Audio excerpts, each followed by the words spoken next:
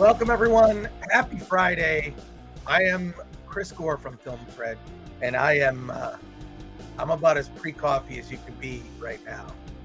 I haven't even tasted coffee. It's gonna be my first taste of the morning. I'm not awake. So you're gonna have to bear with me. Hope you're doing well. A lot of movies to talk about. Lots going on. Special guest today too. Let's see. Let me get into it here. We're going to be talking about Ticket to Paradise. You didn't think you'd be hearing about that one. Also, we're going to be talking about Pray for the Devil. I saw the movie last night with a raucous crowd of horror fans. Also, Till, starring Danielle Deadwyler. And to me, she's a guarantee nomination for Best Actress at the Oscars, along with Cate Blanchett. Additionally, Armageddon Time. We're going to be talking about our Spirit Halloween watch party later today, and the filmmakers behind Feed Me, Adam Leader and Richard Oakes, are going to be joining us at the end of the show, about 2 hours from now. 2 hours! We got a lot to discuss. Let's get things started. Alan is indisposed currently. I'll be talking to you for a brief period of time, and so let's get things started. It's Film Threat on a Friday.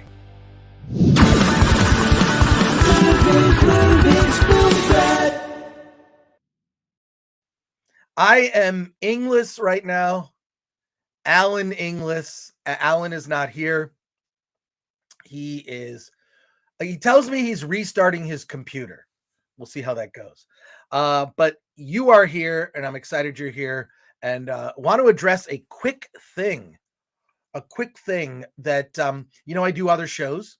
Obviously, I'm on Film Threat, but I do the Nerdrotic Nooner on Gary Beekler's channel, their Nerdrotics channel. Additionally, I'm on Midnight's Edge in the morning with Tom, Andre, Culture Casino, Script Doctor, and friends. And, occasionally I get pieces of news that come my way. All right. So a piece of news came my way about the showrunners of The Lord of the Rings of Power on Amazon Prime, that the showrunners of the show would be diminished from their roles, not fired, diminished from their roles on the show. It was a thing I heard from a person that I trust who has connections at Amazon.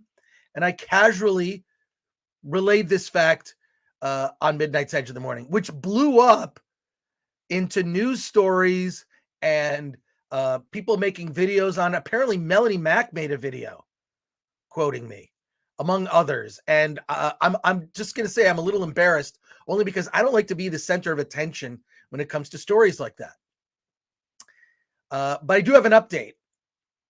And the update is that they're sticking with the showrunners of Lord of the Rings of Power, through award season, because they're interested in winning Emmys. So that's that. I don't know that this is much of a story, but I felt that it was important to clarify what I said. And I hope when people report it, they just quote Film Threat, not me. I, again, don't like to be the center of attention. But and that's all I'm going to say about that. We'll get to your comments in a second before Alan gets on. I think we may have been on our last show. We really went kind of wild with the Alan videos and Alan memes. I'm going to try to not do any today. Zero. I think I've been. I can see Alan like. All right, I'll just bring you on. What do you? Yeah. All right. Oh my God. Yeah, you won't do any videos. No, look, I I think I've been going too far. I know. I think it's just. I just saw you. I mean, like you just mentioned it. You're all over my internet feed now. Like the quartering just reported your talk. Well, that's what I wanted to. That's why I wanted to clarify. Like, it was literally a friend of mine who has a connect in Amazon's, like saying, "Hey, the showrunners are going to be diminished in value." I still think that that's going to happen. Yeah. That the first season was such a debacle that they need more experienced showrunners to be running the show. And it makes sense. However, if they did that now while they're pursuing awards, that would be a bad look. Yeah, they're just admitting that they put out a bad show. Exactly. So, well, yeah. So there you go. I'm like, it's fine to report. I just don't like to be the center. Like, I'm literally just like, oh, a friend of mine gave me this info. Yeah. Obviously, I'm not going to give up the source, but I feel it's interesting to note. Yeah, I just found it interesting because technically you're like the third source or third level removed from the actual story. And how to blow up like that. I know, it's just weird. I just don't like it to be about me. Like, please keep me out of it. If you're going to mention anything, mention Film Threat. All right. Well, let's look at the chat right now. See what people are saying.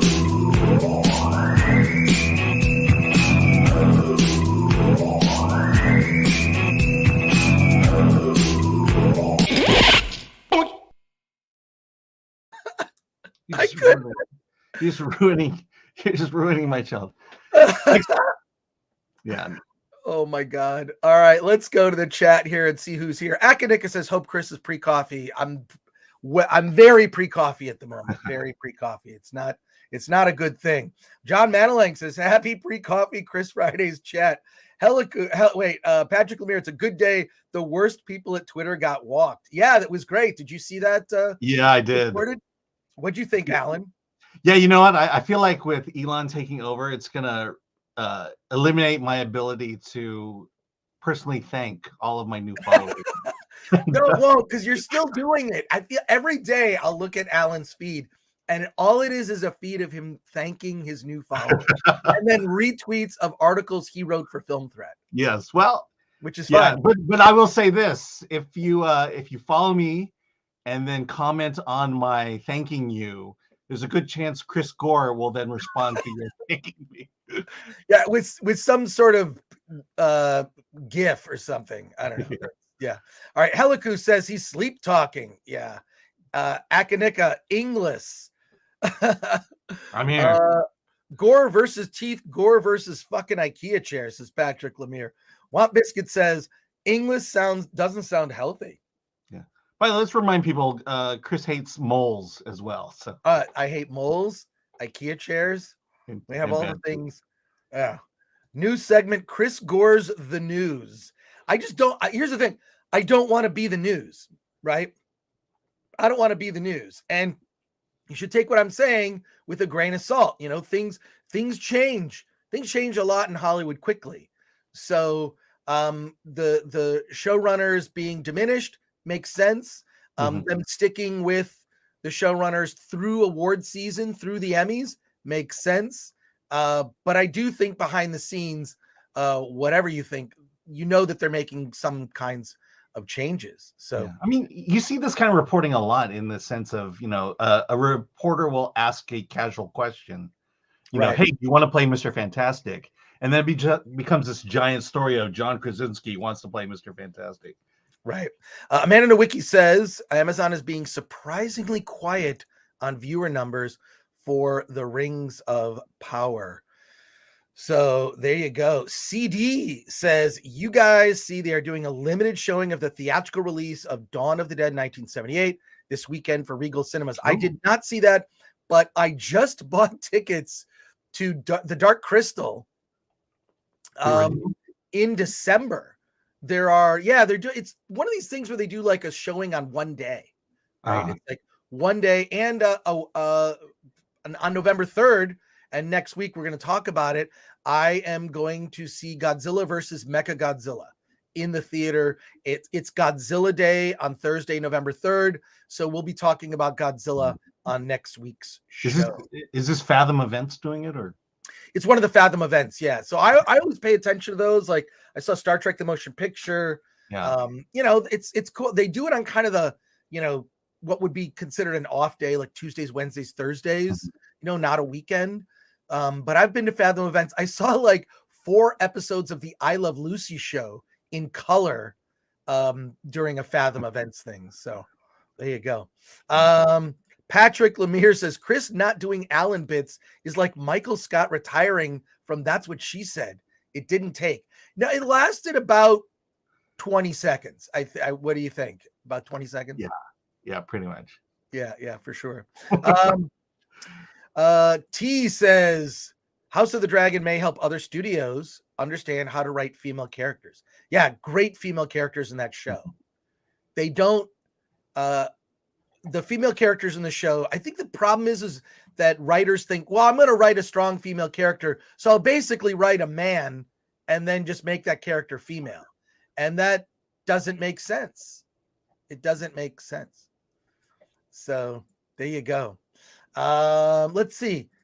Patrick Lemire says, do you think they will get awards? House of the Dragon exists. I think it'll be a battle. I think that there are legitimate categories where, Rings of Power will get nominated. Yeah. Costuming, production. A lot of what they call the craft awards, the crafts like makeup, special effects, production design, things like that. There are places where it could legit win. Will it win for I don't know. Will it win for a particular best in a category? I don't think so. I really don't think so. Hailaku says Alan doesn't need coffee. He's always zen. And Akanika says he's better grumpy sometimes. I assume you talk about me. Yeah. I can't. Have I been grumpy on the broadcast? No, that's my job. That's my job.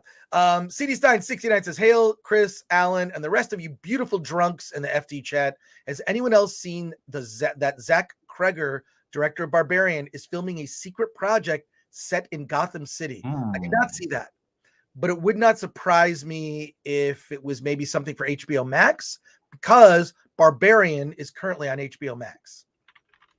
So I didn't see that, but it doesn't surprise me, because his movie end up going to HBO Max. So I'm sure he's had meetings there. Obviously, a very talented director, and I can't wait to see what he does next.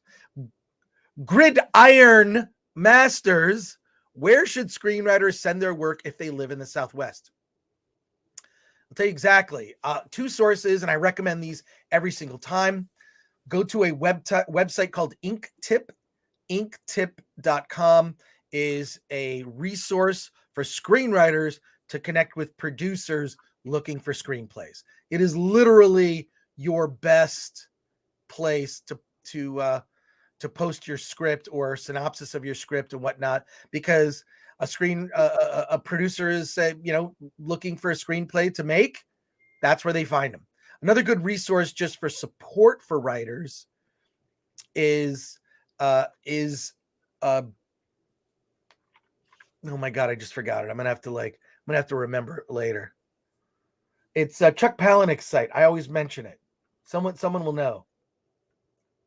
I've literally had a gulp of coffee, folks. I don't know, but do you think screenwriters have a chance of really making it outside of Hollywood, living outside of Hollywood? Yes, yeah. I mean, it helps to live in Hollywood, but you don't have to be here. Yeah. I think your odds increase by being in Hollywood. I think that's the unfortunate problem. Right, because people do want to meet, face to face. So there you go. Especially television, you kind of have to. I don't think people want to do it over Zoom anymore. Right.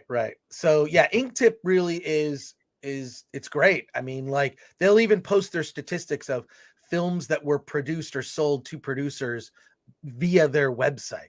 It's a great place to connect. Also, it's very useful to get feedback on your script. God, my hair is doing whatever. Goober says, have you checked out Guillermo del Toro's Cabinet of Curiosities? Highly recommend it.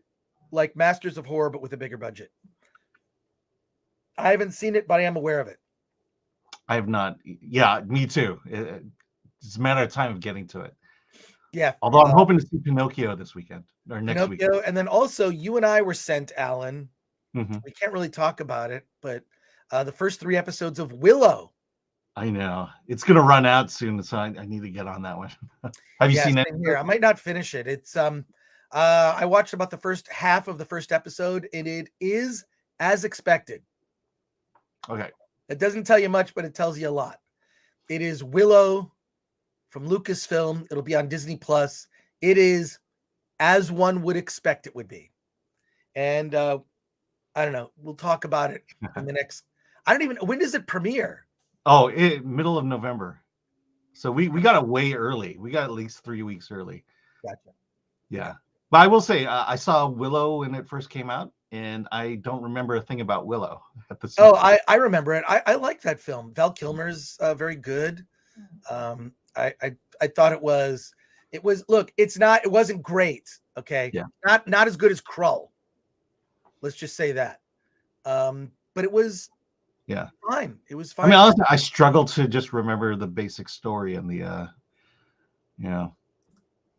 Right. All right. Well, there you go.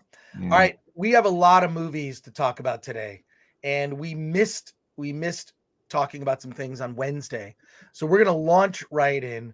Opening in theaters. Wait, sorry, I got to get set here, folks.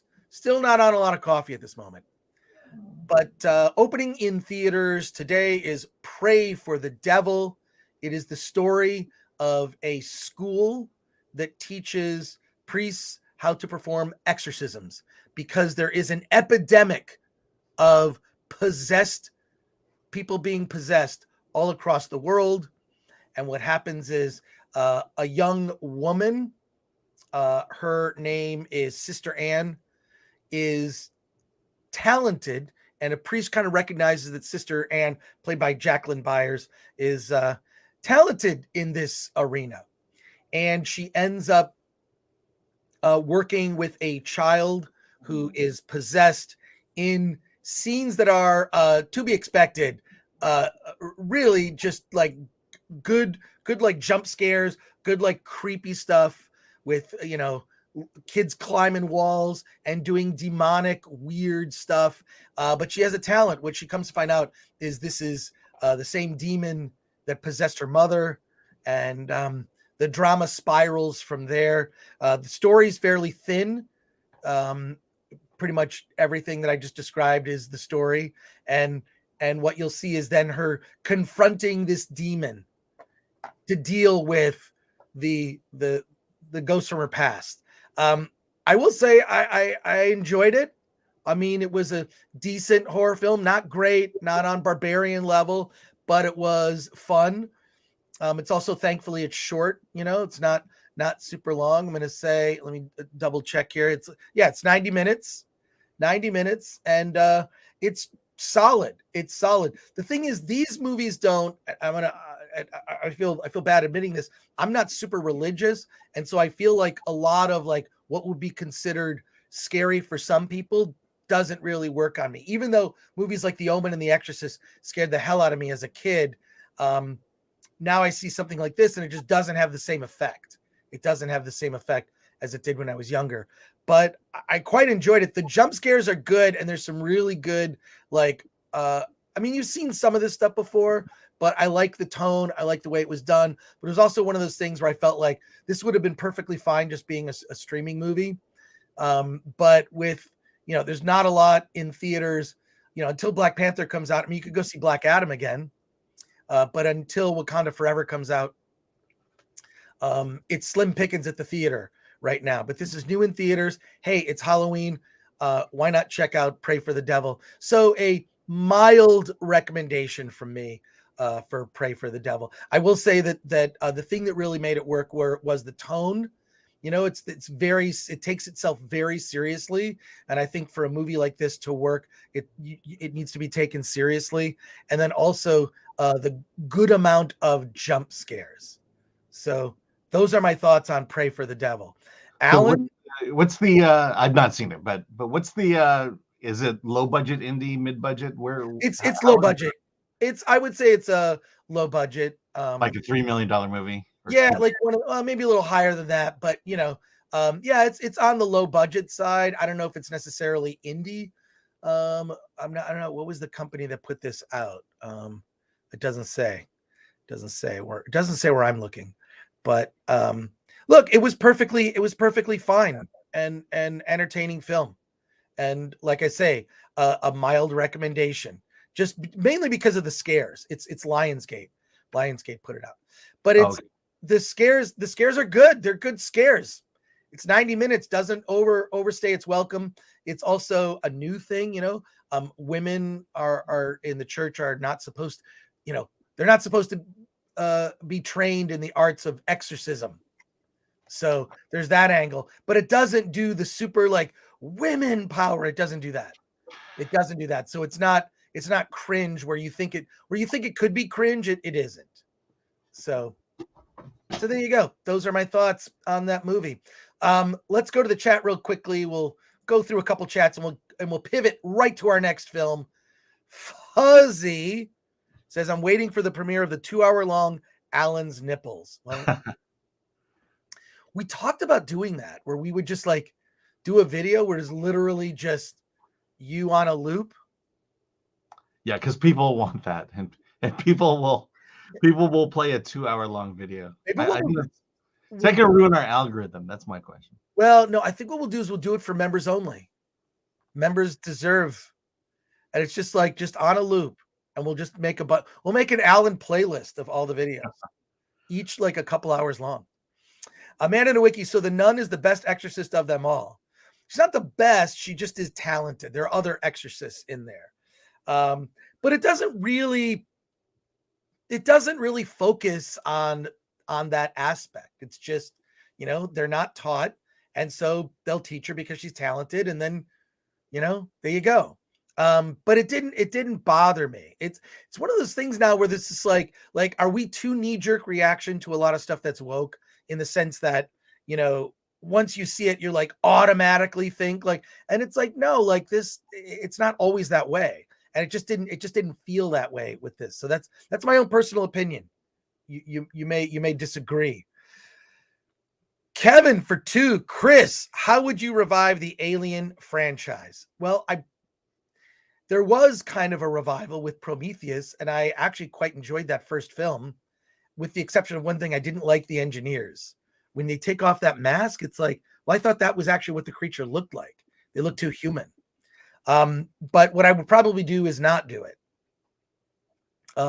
I think that like the Terminator franchise, there have been, you know, there's like Terminator and Alien kind of have like, they each have like 2 good movies right at the beginning. And then after that, it's diminishing returns to the point where it's just not, we all know the rules. It's just not as scary anymore.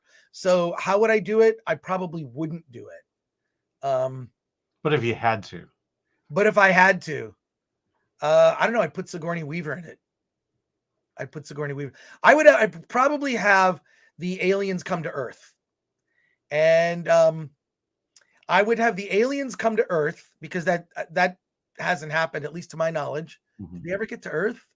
And I feel like maybe I missed one of the Alien movies because they just got so bad. No, they haven't gotten to Earth. Did that happen in Alien and Predator? No, they were still on a spaceship at that time. So what I would do is I would have the aliens come to Earth, and then there would be people, 2 factions, political factions. One faction saying we have to protect the rights of these illegal aliens. We have to protect their rights. We have to respect them. We have to respect their culture. Yes, they eat humans, but we have to respect it. We can't lay judgment on the bloodthirsty aliens that use humans as hosts. And then the other faction would just want to murder them and kill them and drive them away from planet Earth. Yeah, instead of a time when people are trying to build a wall around their city to keep the aliens out. Yeah, and they build a space wall. This is why this is a terrible idea, and no one should ever do it. Pilgrim photography for 2. Who would be Dr. Frankenfurter in a new Rocky Horror? Well, I don't know, but I know who Hollywood would cast. You're not going to like my answer. Billy Eichner as Dr. Frankenfurter in the new Rocky Horror Picture Show. Spaceman says we need the Allen's Corner Christmas special. Oh, yeah. Okay, we'll do a Christmas themed one. Well, Jules Bass just passed away. Yeah. Jules Bass. Yeah. Yeah. Goober, how does it compare to the Scream franchise? Well, the latest Scream was kind of woke, and in a bad way. I didn't think this was. But yeah, it doesn't really compare all that well. MK Solid 82 for $4.99. Chris, what is better, Logan's Run the film or the series? Also, thoughts on Star Wars Grindhouse? Couple things. One, Logan's Run the film, absolutely. I have the series, and it's just a weak imitation of the original with no nudity. And the original Logan's Run with Michael York and Jenny Agutter has nudity, and I have a crush still on Jenny Agutter, who appeared in in Captain America: Winter Soldier. So there you go. I will guarantee you a remake of Logan's Run will be woke as hell and no nudity. Right. Also, thoughts on Star Wars Grindhouse? I don't know what that is. Is Star Wars Grindhouse How about a Star Wars Grindhouse? like a Star Wars Grindhouse?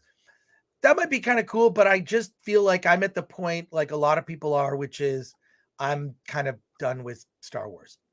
Kind of done with it. Solomon Thornton, $2. Give me Chris versus the Mole. That could happen. That could happen. Glanuccio. Chris versus the Mole. How do we get that happening? Glanuccio. Glanuccio, who has a movie that he's going to be debuting on Halloween night, October 31st. We'll promote it on our community tab. Glanuccio is launching his channel with a short horror film that he made. And we'll talk more about it later. CD Stein 69 for $4.99. We talked about that on the podcast. Alan Booby compilation. Now that's something to look forward to as a membership perk. 100%. That'd be great. Amanda Nowicki, Pray for the Devil sounds interesting, but until it comes to streaming, I'll stick with Exorcist. Kind of agree with you. It felt like this would be, if I saw this on streaming, I think it was fine. It was fine in the theater, but you're right. But it comes to streaming, check it out. And it's Pray, P-R-E-Y, Pray for the Devil. So there you go.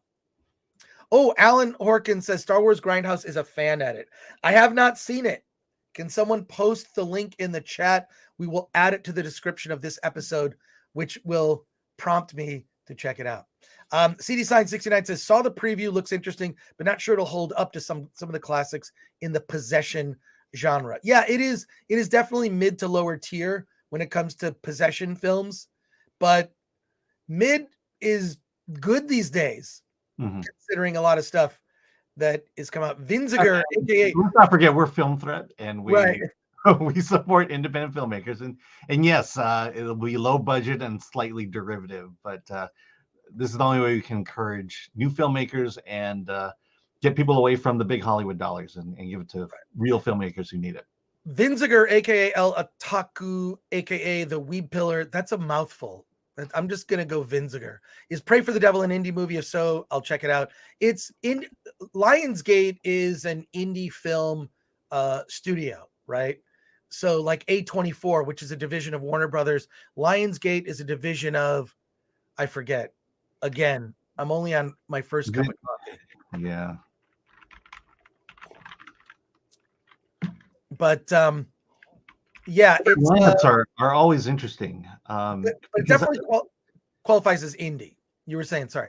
Yeah, I mean, definitely indie, but they are able to attract big names to their films. Yeah, like Lionsgate will get same thing with A24. They're like, these are smaller movies. When we say smaller, like under 10 million. So, which, that's considered indie these days. VDR says we need a Ghostbusters style team of Catholic exorcist film, like sort of a serious take on Ghostbusters. Buford T. Justice for $9.99. Thoughts on Exorcist 3? Alan, thoughts on Exorcist 3? I have not seen it. It's been years since I've seen it, and I just remember nothing can top the original. Those are my thoughts. Buford T. Justice, apologies for not having a big, I saw it years ago, and I remember thinking it was forgettable only because it wasn't you can't top the original. You just can't. So, well, ask me another question. I feel like I should have given a better answer. But let's talk about. There's an article. By the way, Lionsgate is its parent company. It's not owned by anyone. It owns Roadside Attractions, Summit Entertainment, Spyglass Media. Those are all other smaller Yeah, they're subsidiaries of Lionsgate. Subsidiaries, exactly. Yep. But we should talk about this article that was in the New York Times. Can you bring it up? I have no way to bring it up. Okay, what is it? Glenn, could you put that link in the private chat for Alan? So go through a couple more things here. MK Solid 82 for $4.99. Krull has really become a true classic. The acting and dialogue is like pure Shakespeare compared to today's writing. I would say compared to Rings of Power for sure. And Krull, it's interesting, right? It's literally set during some, medieval era. Who knows? But it's also, is it Earth? No, it's not really Earth necessarily. But, they're in a fantasy realm, right? With fantasy type creatures and whatnot. And there is an alien invasion. And this alien invasion can only be repelled if two houses are united. And so there's an arranged marriage, and the arranged marriage, the wedding, is actually broken up by these creatures from another world.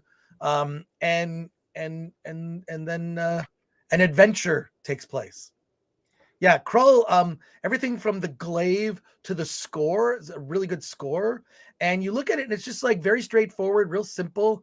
And yeah, I'm surprised. There was never, I remember there were rumors there was going to be a Krull 2. But yeah, didn't happen. Hey. Yeah. I'm having problems getting it because it's got that big banner in front of it. No. Unless I subscribe to the New York Times. Okay, well then maybe we can't do that. Ty Matthews, hello Chris. It was great to meet you at the Tucson Film Fest and view Attack of the Doc. Have you had a chance to see Circus of the Dead yet? I have not had a chance to see it. So there you go. Snakes and Funerals says Krull was a masterpiece. Yeah, but yeah, I mean, compared to now, I mean, it's a fun movie. So. Well, this article in the New York Times basically states, and we're going to post the link. Basically, the article states that they interview a lot of producers in Hollywood that make two assertions.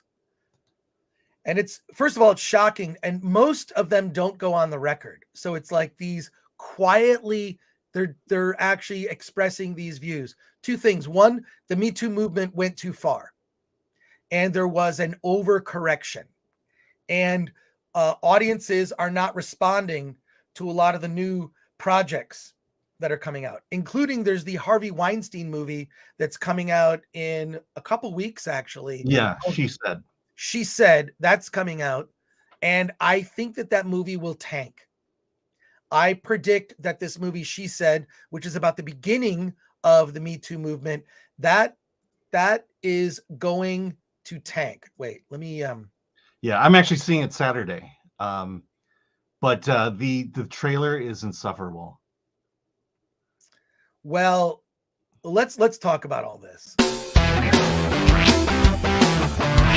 A freaking IKEA chair. So this article in the New York Times is after Me Too reckoning of fear, Hollywood is regressing. This, of course, the New York Times is, the media outlet that actually broke Me Too. And there's a movie coming out in a couple weeks. Alan, you said you're seeing it on Saturday, which hopefully you can talk about it next week. It's called She Said. I'm sorry, seeing it a week from Saturday. A week from Saturday. Okay. We'll talk about it in the coming weeks. But the point is that this movie, She Said, is about the two journalists that uncover the Harvey Weinstein and, the allegations against him. He had a whole team that would, squash any story that would be written about Harvey Weinstein that would be negative. And these journalists that work, these two female journalists from the New York Times, actually did their investigation and uncovered all the horrific things that Harvey Weinstein did. And that story led to the Me Too movement. What this story is about now in the New York Times, the timing of this is very unusual, to me. And we'll post the link to this story in the description. I'm sure there's workarounds. You might want to use a browser called Brave to get around some of it. That works sometimes.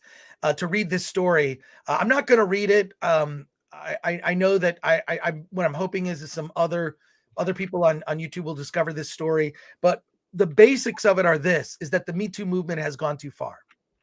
It's gone too far. And the crop of films that have come out that have been pure female empowerment or gender swaps, they're not resonating with the Americans who just want entertainment. They're not resonating. In fact, they're tanking pretty on the regular. And there's this movie, She Said, about Harvey Weinstein. I'd almost rather see a documentary. I don't need to see a dramatized. If you've seen the trailer for She Said, how did you describe it, Alan? Insufferable. Yeah, it's really cringe. Like just everyone involved. Like, this is so important, and this is what they're like. And look, Harvey Weinstein deserves what he got, but also Hollywood was complicit. How many times you see when Harvey Weinstein comes up, you see photos of people in Hollywood. Someone will criticize, like, hey, there's Oprah Winfrey, or there's Hillary Clinton, and they're all standing smiles, sitting next to Harvey Weinstein. It's ridiculous. Yeah, this is the thing. It's so hypocritical because I don't want to see a big studio production of a story of a guy they protected. Exactly. They protected Harvey Weinstein. Everybody, even and now they're making a movie about it to say that, oh no, we've known all along. It's just so hypocritical. Even I heard in the 90s that he was a dirtbag. Okay. Like at Sundance, people would say, oh, you got to watch out for that Harvey Weinstein. I'm like, why? Like, he's got a reputation. I'm like, all right, well, okay. I didn't have any direct knowledge of anything that he did or anyone that he had any interaction with. But I do know that this movie, what I feel like Hollywood likes to do with these movies is, see, we did nothing wrong. And by putting out this movie, She Said, which is about the New York Times journalist that uncovered the Harvey Weinstein story that led to the Me Too movement, I feel like by putting this movie out, everyone affiliated can say, see, he's bad. Look what we did. We made a movie talking about all the bad things that happened. See what we did? But now the New York Times, as this story, I just think is very interesting timing about this. They interview a lot of producers. I strongly recommend check out this story. They interview a lot of producers, a lot of them not going on the record like by their name, right? But prominent producers, and there's two main takeaways from it. One, the overcorrection of the Me Too movement, right? And the fact that audiences are not responding to movies that are the result of this overcorrection. The other thing that this story goes into that I thought was really interesting, in addition to that aspect, and look, you just look around, look at all the movies that have tanked. What was that action movie with Jessica Chastain and a group of female? It's like 305. Something. Yeah. First of all, I never saw the movie, but I don't even know one single person who did see the movie. The 305. It just, I mean, the trailer. I saw it. Wait, you saw it? I saw it. It's woke in the sense of it's all females. But what's interesting is, I'll give it the one good point. Their whole motivation was to save the men in their lives. So I don't know. I just saw the trailer and I remember thinking, I'll never go see that movie. Yeah, it is certainly set up to be, hey, this is a female kick-ass movie. You got to see it. Yeah. 321. Oh, okay. What? I'm looking at one of the comments. It said 321, but I don't think Max is that sure either. See, what's so funny? You can't even remember it. The other thing that this story gets into, which I thought was also really interesting, is that they talked to a producer that basically over the last couple of years, he has not hired one white person at all. He's only hired, people of color, women, and he feels he kind of has some regret because he feels none of these people were really qualified to be in the positions that they're in. So he hired people that weren't really didn't work up the ladder, so to speak, right? and it goes into that in this story. And it's just, here's what's interesting. The 355, that's it. Agent 570. Yeah, thank you for that. Yeah, that was what it was. Yeah. But yeah, so these two main points. Now, here's what's shocking about it. One, that people are speaking aloud this, even though it's not, they're not, it's on the record, but they don't want to be identified, which is very telling. And the second part of that is it's in the New York Times. The fact that this is in the New York Times, that should be a signal to the trades. Hey, Variety, Reporter, Deadline, IndieWire, ones that report on industry and trade news, you may want to do a little study and look at what's at the top of the box office, what tanked, bros, and films of that type. They're not performing. And if this is not sustainable. This is not a sustainable business model for a healthy entertainment industry. When you look at, I've been reading David Poland's excellent newsletter, The Hot Button. Just look up David Poland, The Hot Button, and he reports, he is all a numbers guy. He is literally like the 538, but for entertainment and numbers. And he just dry looks at the numbers, right? And then tries to kind of look at those tea leaves and come to conclusions. And box office is like half of what it was when it was healthy back in like 2018, which the box office was like 10 billion. And this year it'll end up being like half of that. So that's a tremendous, when you look at 50% of your business is down by 50%, you need to pay attention to that. What could be the cause? A dramatic shift in entertainment. I think Marvel Phase 4 has been a disappointment now that we're at the end of it. Black Panther Wakanda Forever, which, Alan, you're probably seeing it. You've probably already seen it. I've not seen it, no. Weirdly, Disney doesn't like me as much as Warner Brothers does. You're going to get invited to a screening. What do they call that screening? Oh, that's Warner Brothers who does that for me. Oh, okay. It's Warner Brothers. Yeah. So most likely I'll actually be seeing Black Panther with you, wherever that screening is going to be. Okay, cool. Me, you, and Dante will go see it, and then we'll talk about it. I'm sure they're going to invite us at the last minute. Yeah. Like Wednesday before. Yeah. I mean, in the next 2 weeks, we'll probably get something. Right. In any case, what I don't understand why other trade outlets, and Film Threat's not a trade, right? We're not so much about industry news. We really stay focused on talking about the movies, having a conversation with you. Same thing with the website. The website is primarily review focused. We'll do interviews here and there and whatnot, but it's pretty much review. We focus on reviews of indie movies. That's our lane. We kind of own that lane. I like to think that we do. But we're not so much on reporting about news and trade news, but this really got my attention. And the fact that it was in the New York Times, which, just weeks from now, there's going to be this movie that's going to be heralding the heroes at the New York Times that uncovered the Harvey Weinstein story. The movie, and I predict that movie is going to bomb. That movie, she said, will tank. Who is going to want to see that? Who is going to want to say, hey, it's date night, we're going to the movies, let's go see that Me Too movie about the New York Times journalists and it celebrates their heroism. I would rather see, now, frankly, I would rather see this as a documentary. If you're going to do it, absolutely, a deep dive documentary, not from someone who can be somewhat in looking at it in a just from just in a perspective where they're not coming at it where they want to prove a point right at the beginning. Yeah, I think what you're saying is non-preachy and more investigative. And look at here's a subject. Why was Harvey Weinstein protected for decades? See, that's the document. I think that's the winning documentary. Is not only what Harvey Weinstein did and his tactics, but how Hollywood protected him. That's the documentary I want to see. That to me, that's a much more compelling topic, because he was feared in Hollywood. And there was a woman, and I forget her name. She was the publicist that she had a strategy. This is how so many of Harvey Weinstein movies always were nominated for Oscars. That's why people wanted to work with Harvey Weinstein, is because, you know, movies that he made, women would win Best Actress.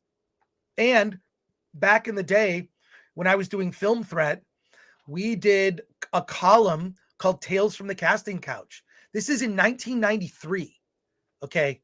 25 years before the Me Too movement, in Film Threat, the print magazine, we had a column. It was written by different writers from Film Threat. One was Josh Allen Friedman. Another one was Dean LaManna. And in our column, we would talk to an actress who would tell us stories. Many of them, you know, we had to like kind of talk around it. It was a legal hassle, but the column ran for years and it was completely ignored. This column. Rhonda Shear, who was on a show called Up All Night. Do you remember Up All Night? Yep. Remember that show? She admitted in our column that she was raped by a producer. Didn't make any news whatsoever. Local Fox News, it was the local Fox News affiliate at the time, ended up doing a story on it. So I was on TV. I wonder if I have the clip. I posted the clip a long time ago and then never, I don't know. Just, yeah, I don't have the clip. But there was a news report and they talked about it and they went to SAG and SAG completely dismissed everything. And it was in this video report, it was myself and Gloria Allred just saying, hey, this is the thing that happens in Hollywood. I was kind of shocked because I moved to Hollywood in 1989 and was like, hey, that whole thing of the casting couch, that's like something from the 1940s. Come to find out, like, oh, that's a thing that happens like on the regular.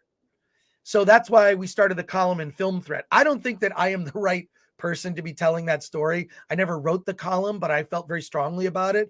But there was an interesting thing that would come up in the column. There were two things. One, there was anger at the producers who participated in this.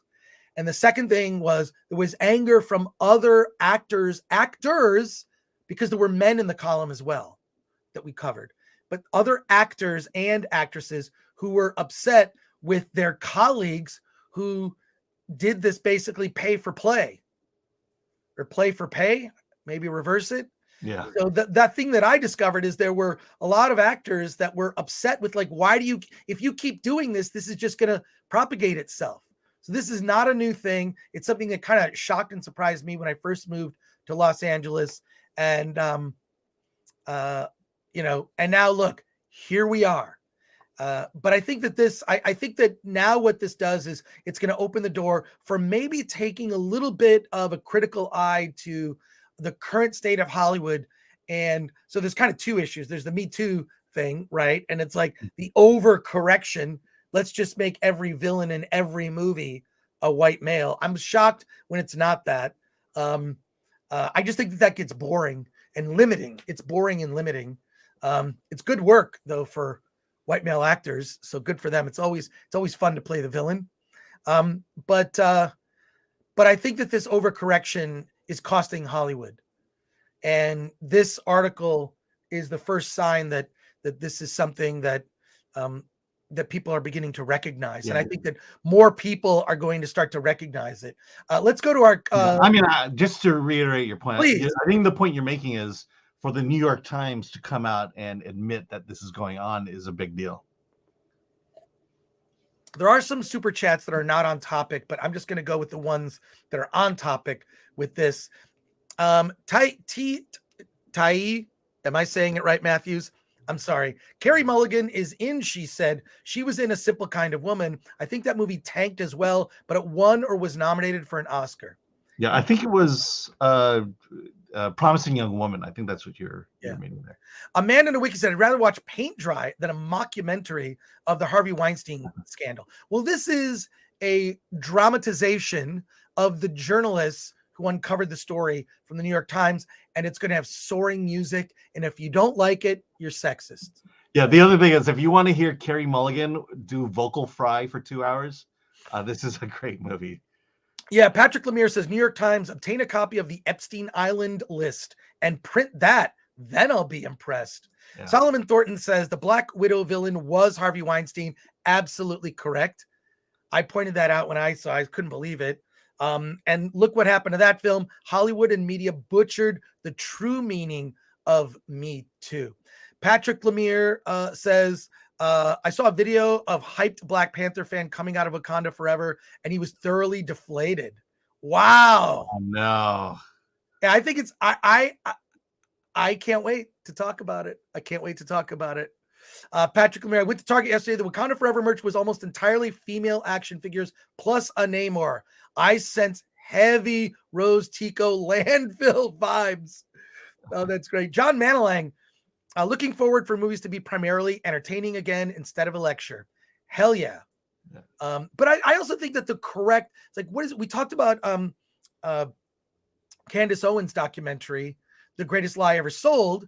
I don't think she's the right person to make that movie. And I think a deeper dive into the finances of BLM, not the vilification of George Floyd or the, humanizing Derek Chauvin. I don't want to see that.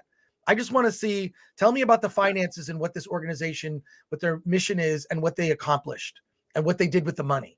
I think that's a more interesting documentary, and maybe not from, but I would like to see a Harvey Weinstein documentary, but done by someone, without an agenda in mind.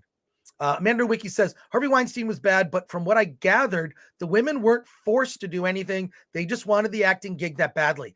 Why is that? And I hate to say it, and I'm not the person to say it, but that question, that was in our Tales from the Casting Couch column. That was a thing that came up, is that, it was the women who participated had regret, and they were like upset at what happened. And we covered that on that beat for years. We finally killed the column just from a legal standpoint. Mm-hmm. But the lawyers at the publisher were just like, this is it was like, we so had to talk around things that it's just like, well, what's the point of printing this? If we can't speak bluntly about it.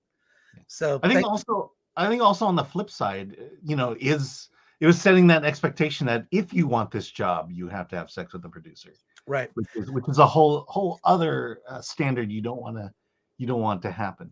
Shelby AC, who's a member, says, I'm glad Chris was warned so he could ward off Harvey's advances. And Pirate Queen became a new member. Thank you for that. Sassy7, yes, Hollywood enabled him. And look at Roman Polanski. Shake my head. Hypocrites. Yeah, Roman Polanski, they protected for years. They still do. And they still kind of do. But I feel like corruption and just it's so salacious in this business sometimes that you would end up taking a posthumous, you would end up taking Oscars away from so many people from the past that there'd be almost nothing left of this business. Brock Samsonite, Bombshell didn't do as well as they had hoped either. That's right, Bombshell, about Fox. And yeah. Ed Bangor, does anyone really want to watch a feature film about how pervy Weinstein is? Well, it's coming out. It's coming out, and it's going to be nominated for Oscars. You watch. Yes, and there's going to be a lot of virtual signaling from people who will say that what a brave movie this is, and then they won't see the movie. Yeah, exactly. Now we've got some super chats here. Let's get to these. Krull has really become a true classic. The acting and dialogue. Oh, I think we got that one from MK Solid. Oh, okay. 82. Sorry about that. Buford T. Justice for $9.99. This year's best horror film was Alan going to D23. It's just boring. There was nothing really of note to talk about out of D23. Yeah, and everyone. The merchandise was horrible, by the way. No good collectibles. Buford goes on to say, everyone needs to see Some Like It Rare. Support your local vegan butcher shop. I heartily agree. And callsign _Alucard for $4.99 sent you the consent form on Instagram for MOS baby pic. Rona is in the house, so cannot go over to parents and send you photo yet. All right. Well, I love that. Appreciate that. Yeah, our Instagram is kind of just go to the Film Threat Instagram. But Alan, maybe we can switch gears here. We'll talk about another. But look, it's interesting that this New York Times story has basically now opened the doors for a real discussion to be had about, yes, should there be more protections for actors and less of this quid pro quo? Yes. Yes, that should happen. Should there be more doors opened for people in the industry? Yes. But maybe promoting just for the sake of doing it is not the right way, and overcorrecting and making certain types of films or gender swapping is not that's not the solution, and audiences are not responding. Patrick Lemire, Will Smith got a standing ovation at the Oscars after he hit Chris Rock. Hollywood respects power. It took them 24 hours to figure out there's more power in condemning Smith. Yeah, just bizarre. Yeah, I will say though, it was shocking when it happened, and I think a lot of us were kind of left. I mean, we were freaking live streaming when it happened. Yeah, and we were like, "What did you know?" And I think we spent a lot of time discussing whether this was a setup or not. But I'm just saying that it caught people off guard, and I don't think people really knew how to react at that point. Well, it's interesting because you can look up on the Film Threat YouTube channel. We did a live stream. Yeah, Oscar live stream. We did an Oscar live stream. And so when we did that, it happened live. And because they reduced the audio, we didn't know what happened. We also thought it's fake. And some people were saying it's fake. We had to go to Twitter to find the video with the full audio. And then, so if you want to see Alan and I's like real reaction to it happening in real time, then there are other people on the show too. Paulie from Paulie was there. Who else was on there? It was a couple other people. Paulie, and then Film Philosopher came on, and then Az came on. Az from Heel versus Babyface. Like, yeah, it's bizarre. But yeah, we're gonna move on. Script Doctor. I'm sorry, the Script Doctor. Script Doctor, right. So yeah, we're gonna move on. Alan, if you could take that off the board there. Yes. We're gonna switch gears, and let's see. What are we gonna? We're gonna. Hi.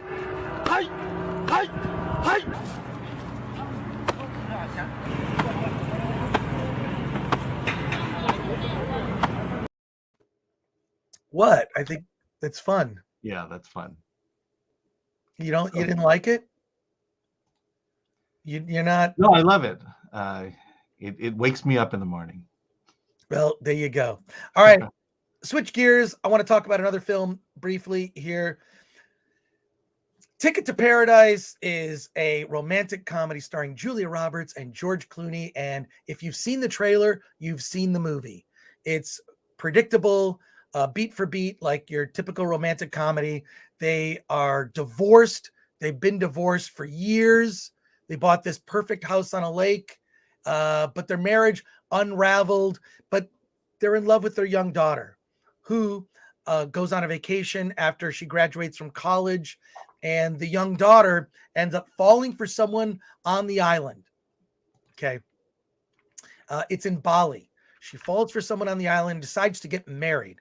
So the divorced couple, Julia Roberts and George Clooney, I don't even remember the characters' names. Okay. It's Julia Roberts and George Clooney. They decide to go off to Bali to derail the wedding because they want to make sure that their daughter doesn't make the mistake that they made when they were too young and got married. Hilarity ensues. You've seen this movie a million times before. It's as expected. Like I said, if you've seen the trailer, you've got the gist of it. You've seen the movie.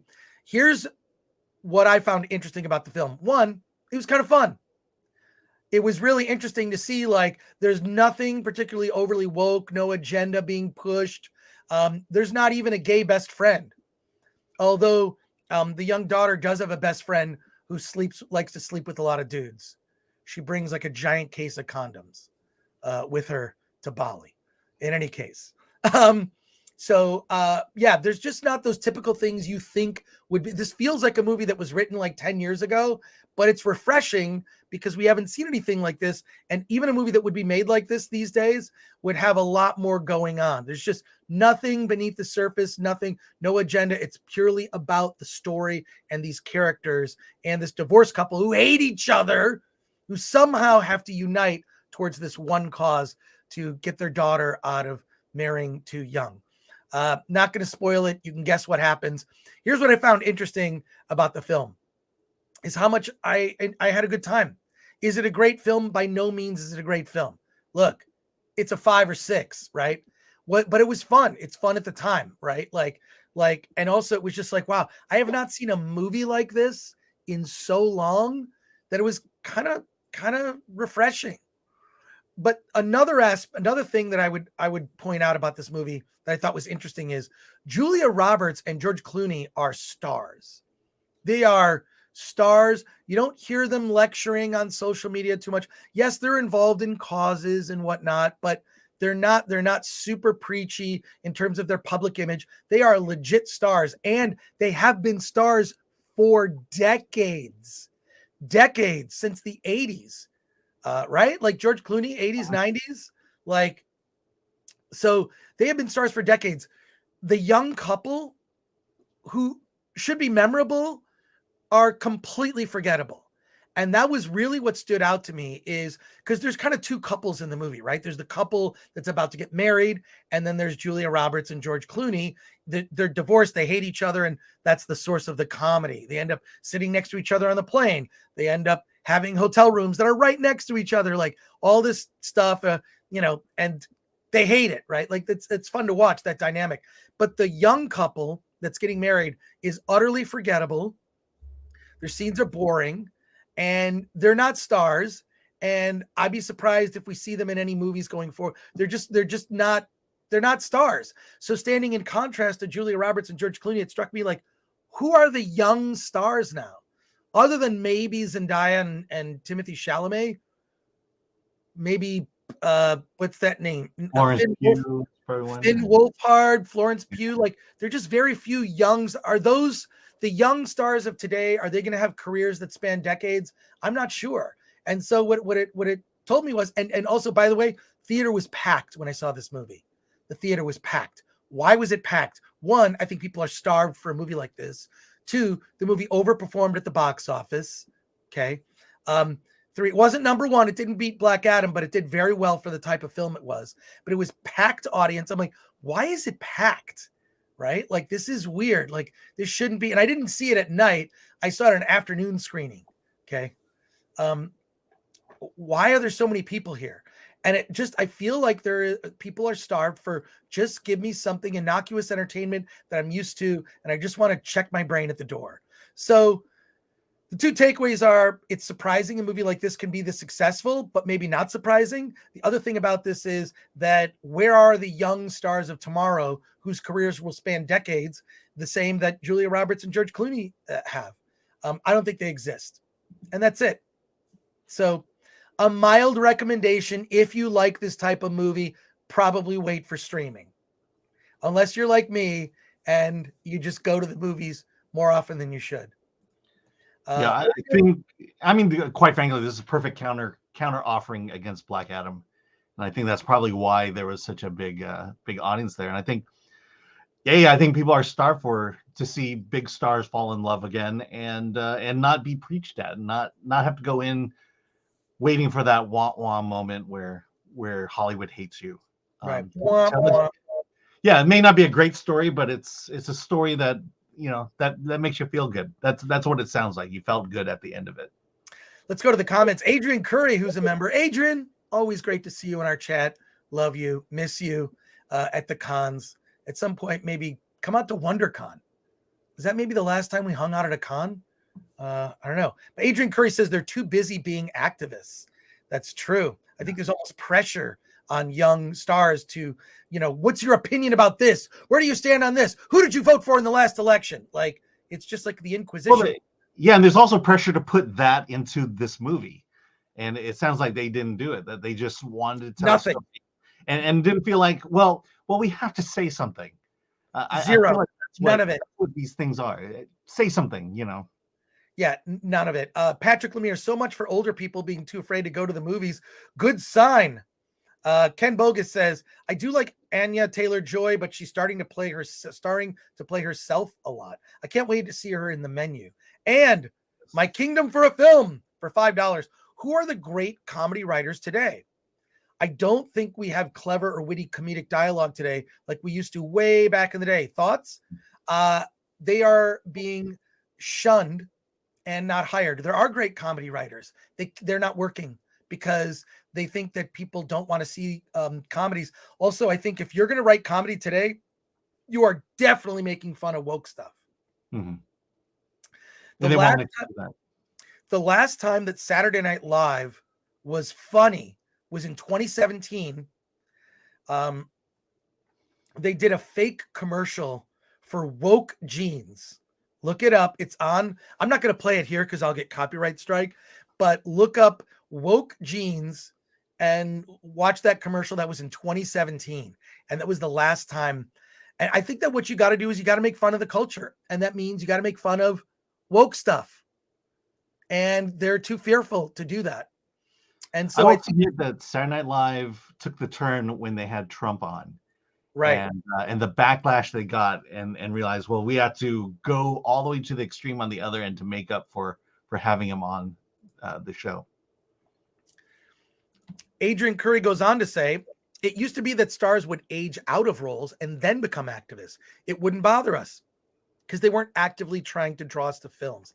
Yeah, it is sort of weird when you see like some celebrity, like Mark Ruffalo comes to mind because he's always, and then also Mark Hamill, like, why are you, like, I liked you as Luke Skywalker. Why are you so insufferable on social media? And I wonder if it's even him or just influence from people he surrounds himself with. And Mark Ruffalo does the same. It's bizarre to me. Chris Evans too. Just doesn't wait. We're going to get to those comments in a bit. But Patrick Lemire says, thank you, Adrian, for your comment. Thank you for your support of the channel. Patrick Lemire, Julia Roberts put career on back burner to raise kids. Respect. This movie might be from 10 years ago as far as development. It might be, but I was surprised. Like, wow, they're really good. George Clooney and Julia Roberts looks amazing. She's almost 60. And she looks incredible. So, and she's matched up with a guy her age too. So yeah, great. Greasy Vop says, so it's a big budget Hallmark movie that doesn't involve Christmas. 100%. And I had a good time, and I forgot it the minute I walked out of the theater. But I had a good time. I laughed. CD Stein 69 seems like just a typical milquetoast rom-com, which in the era of lecture cinema would be enjoyable. That's my point. My point is that why did I enjoy this movie so much? It's because I haven't seen a movie like this in 5 years. I haven't seen a movie that just entertained me. That there wasn't a subplot. There could have easily been a subplot about a gay best friend who's trying to adopt a kid, but the laws in Florida and blah blah blah blah blah. You know what I'm talking about, right? Yeah. Like they could have thrown that in as a subplot, and you would have cringed or rolled your eyes. There is zero of it, zero, which means this movie gets a recommend, and I paid to see it. Thank you, CD Stein 69. Alan Horkins, a member. Caitlin Dever has been great in other things. Sad to hear she was wasted here. She was brilliant in Justified. Yeah, I think you could see her getting on that list at some point. Yeah, it's just Billy Lord was in the movie as well. I don't know if you noticed her. Yeah, I did. She's the friend that brings tons of condoms. And that's Carrie Fisher's daughter as well. Correct. Yes. Yeah. Captain Cook says Rob Schneider has a great take on SNL's downfall. Oh, where is that? Is it a article? Is it a podcast? Captain Cook, could you post that in the chat? And then I know he's talked a lot about a lot of things. I just don't know which specifically is the SNL discussion. If it's a podcast, or just let us know, Captain Cook, and thank you for your support of the channel. Let's see, Corey Castle for 5. If you scroll down the webpage of the Annenberg Inclusion Initiative, you can see some people who committed to do woke and a list of companies too. That was when was it? I'm sorry, I had a bowl of cereal this morning for breakfast, and I literally ate, grabbed my coffee, sat down, boom, talking to you. So are you gonna say Patricia Arquette? What's that? Were you gonna say Patricia Arquette? Yeah, Patricia Arquette. There's also who was it? Natalie Portman. They all like, we vow that we will work with female directors. And I just feel that there is a reason that people come up in the space slowly. I really think it takes like 10 years to get to earn a place at the table, so to speak. And that is working different jobs, making some small indie movies, failing here and there, whatever. And then you get to a space where it's like, oh, you're in a position where you can actually do something. And even then you have to learn on the job, which is why it goes to that 10,000 hours idea. Exactly. That's why most people in Hollywood that are successful, I hate to say this, they're old. They're older people because they have been through that. They understand how things work. And I feel like Hollywood loves a young screenwriter, but they'll rewrite the hell out of the young screenwriter screenplay to make it filmable. But and let's just say those old writers weren't very good when they were young. Yes, that's true. It was every screenwriter friend of mine tells me it takes 9 screenplays to finally write one that's decent. They said literally 9. By your 9th one, you've kind of figured it out by then. CD Stein 69 seems like just a typical milquetoast. Okay, sorry, I already said that one. Goober says he likes it because Julia Roberts doesn't have any dental issues.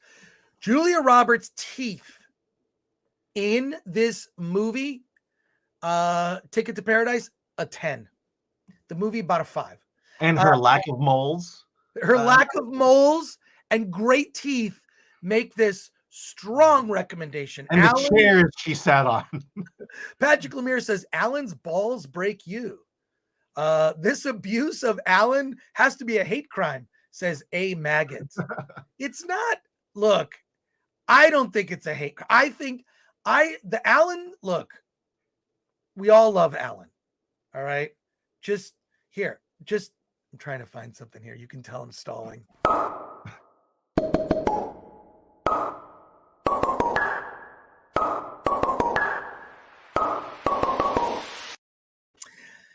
Okay, and Teague for 5. Love to get both y'all opinions. Should actors be shamed for using steroids and promoting workout regimens? I think one thing, promoting workout regimens, love that. Why should they be shamed for that? I don't think the use of steroids is healthy. There are way too many side effects. One of them being shrinkage. Imagine that. Yeah, but they shouldn't. And this bowing to the mob that says, you're making people who don't work out. Look, I want that motivation. You know what? Shame can be a good motivator. Look, there's a reason you only see me down to here. Okay. I'm working on it.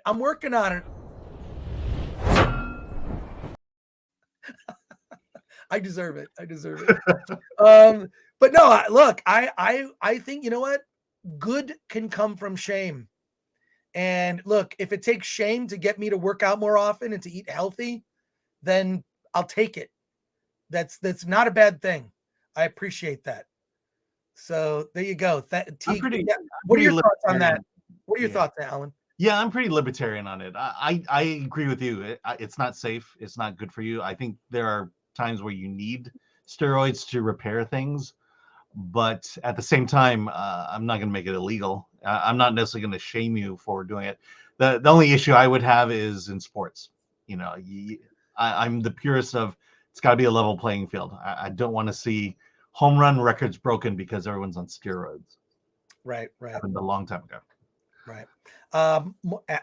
Alan's nipples bring all the bots to the yard. Brock Samsonite, hit the like button for Alan's nipples. We literally have over 400 people watching us live. Please, if you're new to the channel, subscribe to the channel. Oh, wow. My adversaries crumble when we rumble. It's a catastrophe on anybody who tryna hate, come and blast at me. I've been in this for a minute. See how I graduated from rookie to beginner, but now I'm winning on the road.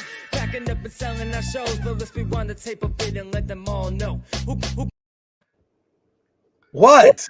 Again, the size difference is completely off. Well, I'm not exactly short, but you're taller than me. What are you, like 6'2"? 6'1". 6'1". All right. I'm 5'10". I'm a tall Asian, so There you go. Cool. Well, let's switch gears here, and we are going to talk about. Did you want to talk about Armageddon Time? Did you get a chance to see that, Alan? yeah, I did see that. We could talk about it. Okay, let's talk about that. Let me do a reset here. We're going to talk about Armageddon Time is also a new movie that has opened in theaters.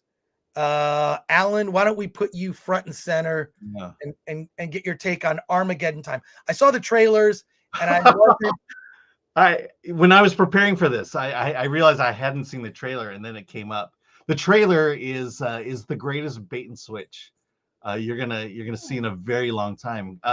Maybe we saw the same trailer, but did it feel like a thriller to you? Kind of an Armageddon type thriller?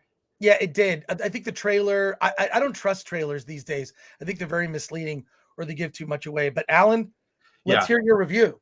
So yeah, let's talk about the trailer for a second. It gives you this Armageddon, this end times kind of feeling to it, but it's a story about a boy and his life in the 70s. In fact, it's the personal story of the writer and director James Gray, who was a boy in the 70s.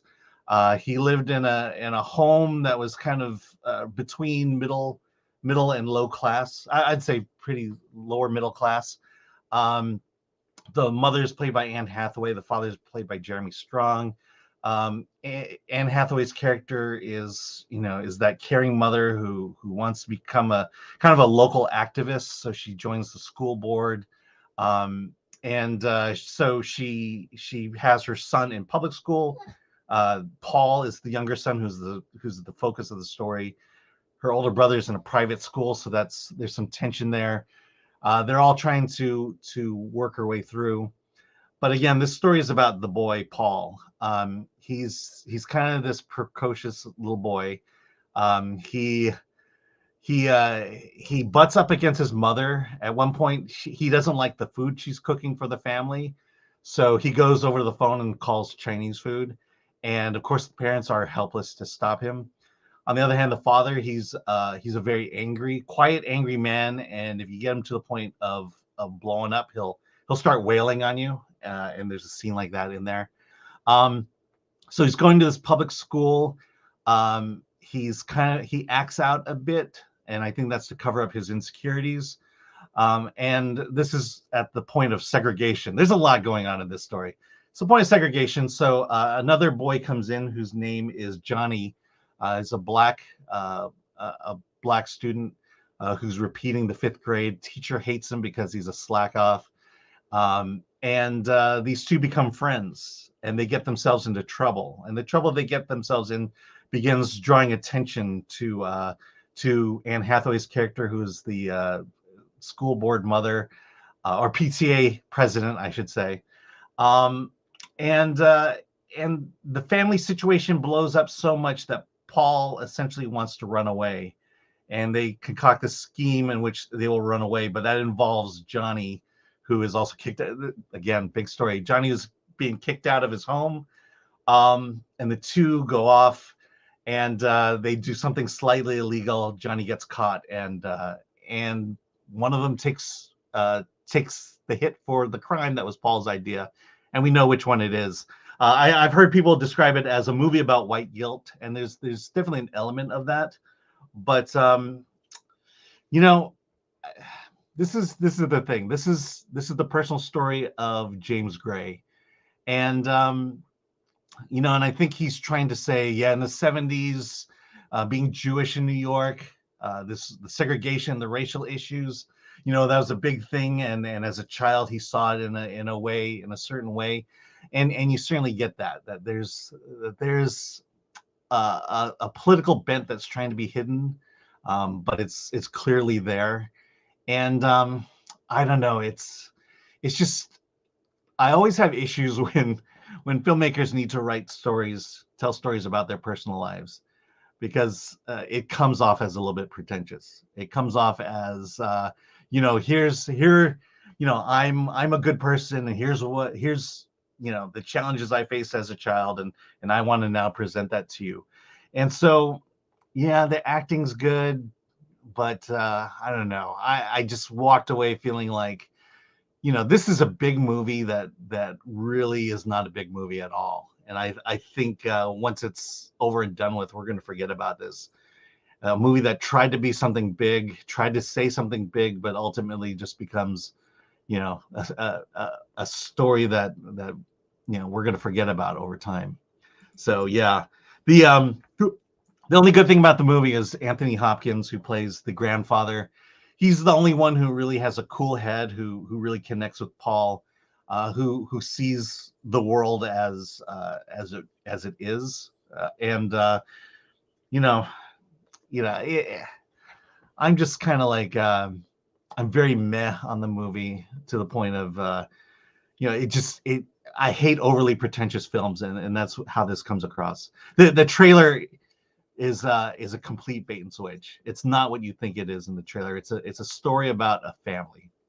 Well, the trailer didn't really do its job, because to me, I watched it and I said, oh, well, that's a movie that I'll make Alan go see. Because I really it just kind of held no interest for me. And it just seemed like they were being very preachy in the trailer. Yeah, and I think it comes across more preachy than the movie actually is.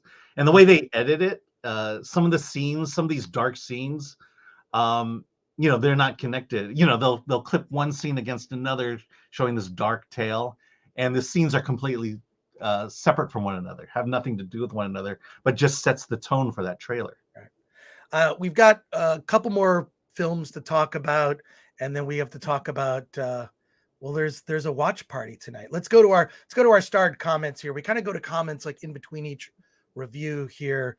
__ Alucard for $1.99 says, love me some David Goggins, his new book out December.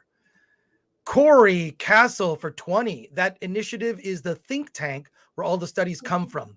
Kevin Feige, J.J. Abrams, Catherine Bigelow, Jennifer Salk are all signed up to follow the direction prescribed by the research they do. I do think that the research, though, is biased. It's kind of like when you go to do research, you kind of already have the conclusion that you want to get before you finish the research. So I think a lot of the research has its own biases. More MAGA. Is the Halloween thing happening tonight? Yes, it is. We are doing a watch party. Spirit Halloween, the movie, is happening tonight. It's going to be fun. We're going to watch Spirit Halloween, the movie, together. The movie's 80 minutes.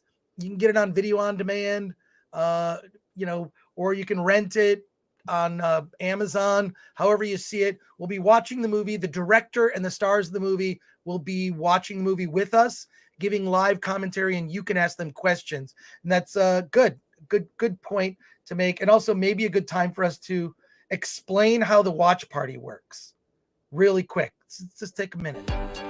Welcome to the Film Threat Watch Party. Oh boy. So, what is a watch party? Hopefully get into the nitty-gritty of how this thing was made, which is really exciting. You're telling a story, you're transporting people, with an experience. It's a chance to watch your favorite independent films right alongside the cast and creators that made them. Because you wanted my real-time reactions. Instead of all of you getting together in one physical location, you can join in from the comfort of your own home. So we gotta the secrets are gonna come out on this Film Threat Watch Party. Think of it like you were hosting a fun, casual screening of your film at a backyard party with the cast, filmmakers, and your best friends. It was just like, I just had a smile on my face all the time. Film Threat Watch Parties are a second screen experience. So play the film on your TV while you view the watch party on your tablet, iPad, phone, or computer. All right, this is the movie we're making. Okay, I get it. You're finest photographer. Audience members, your fans and followers, can ask questions of the filmmakers and cast, share a line from their favorite scene, or just tell you how awesome you are. You guys all did amazing jobs. And if someone shows up late, no worries. Everybody ready? We're pressing play. We'll help them sync up the film so they're all caught up with us. 3, 2, 1, click. You guys got to get it. You got to get on this train. Time is ticking. It's going for 50% off right now. So join us live on the Film Threat Watch Party. Comment and ask questions, and hear the cast and filmmakers' responses live. You hold on to your seats, because buckle up.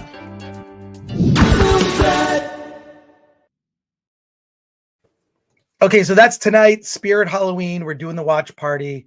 I'll be hosting. Alaning will I might be there. You might be there. Okay, that's fun. What's 5 o'clock, right? 5 p.m. Pacific time. Join us. We used to do watch parties every week for almost 2 years. We did it. There are a lot of watch parties. There's a playlist on the Film Threat YouTube channel. Go revisit some of the old watch parties. I mean, it's great. We had Tony Hawk on one, David Cross for his movie The Dark Divide. You can still watch them. It's like a live DVD commentary for a movie. You might even see that there are movies that you have already where you can combine it with the watch party. So check that out. And Brock Samsonite has a comment here.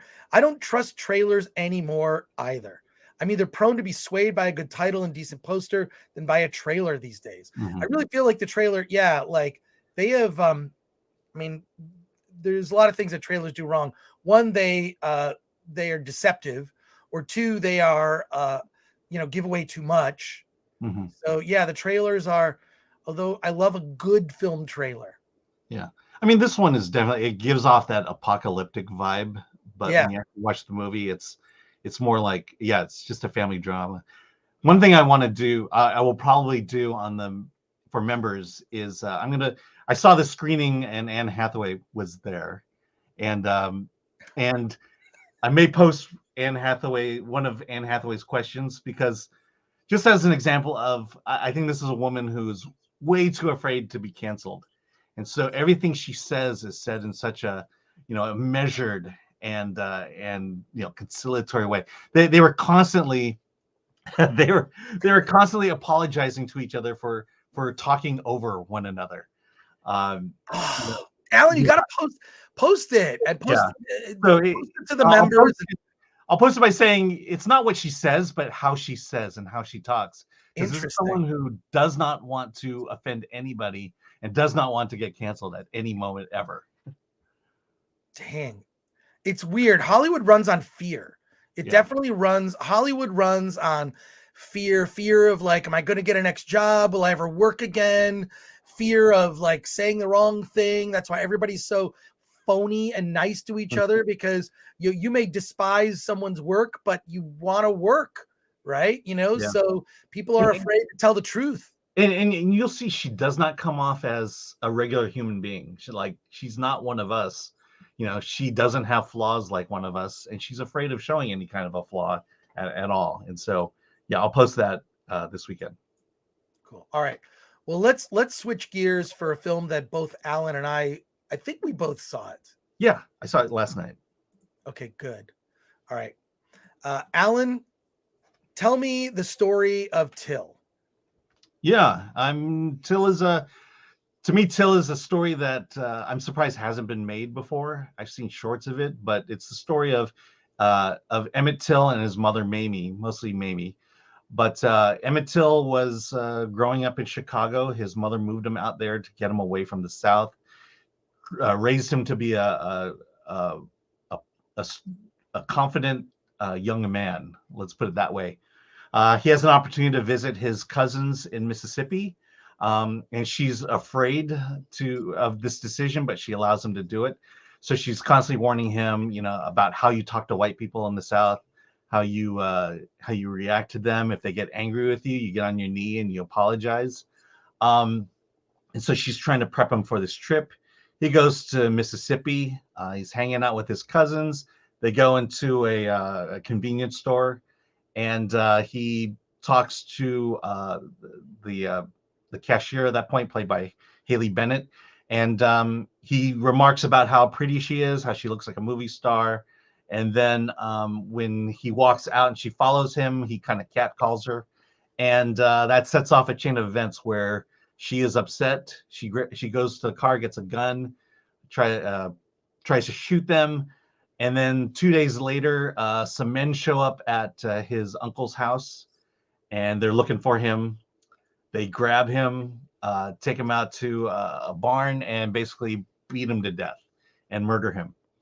That's act one of the movie. The rest of the movie now is his mother Mamie, who basically wants justice for her son because she knows she can't get it in an all-white Mississippi. And so the first thing she does is she gets the bloated, beaten body of her son, has an open casket, takes pictures of it, posts it, and this case now becomes basically the first national crime or national trial, where the guys who did it are now on trial, and and everyone in the world knows, or everyone in the United States knows that this trial is going on, and now they're exposing basically how tough it is for Black people to get justice in the South. And then the rest of the film plays out through the trial and then the slight aftermath of that trial. Yeah, it's it really focuses on Mamie, right? Is the Mamie Till, the mother, is the story is her point of view effectively, because some of the events you don't see, you just have to assume, right? Is that a good way of putting it? Yeah, I mean, they're certainly they're filling in gaps, definitely filling in gaps. Right, and it's I mean, this is a horrific true story, and this is going to land. Danielle Deadwyler, who plays Mamie Till, she is going to be nominated for Best Actress. I really think it comes down to Cate Blanchett and her as the two standout performances. She is remarkable. And actually, Danielle Deadwyler did one of our watch parties, our Film Threat watch parties. There's a movie that she made years ago, a Southern Gothic called The Devil to Pay. Yeah. She's the lead actress in the movie.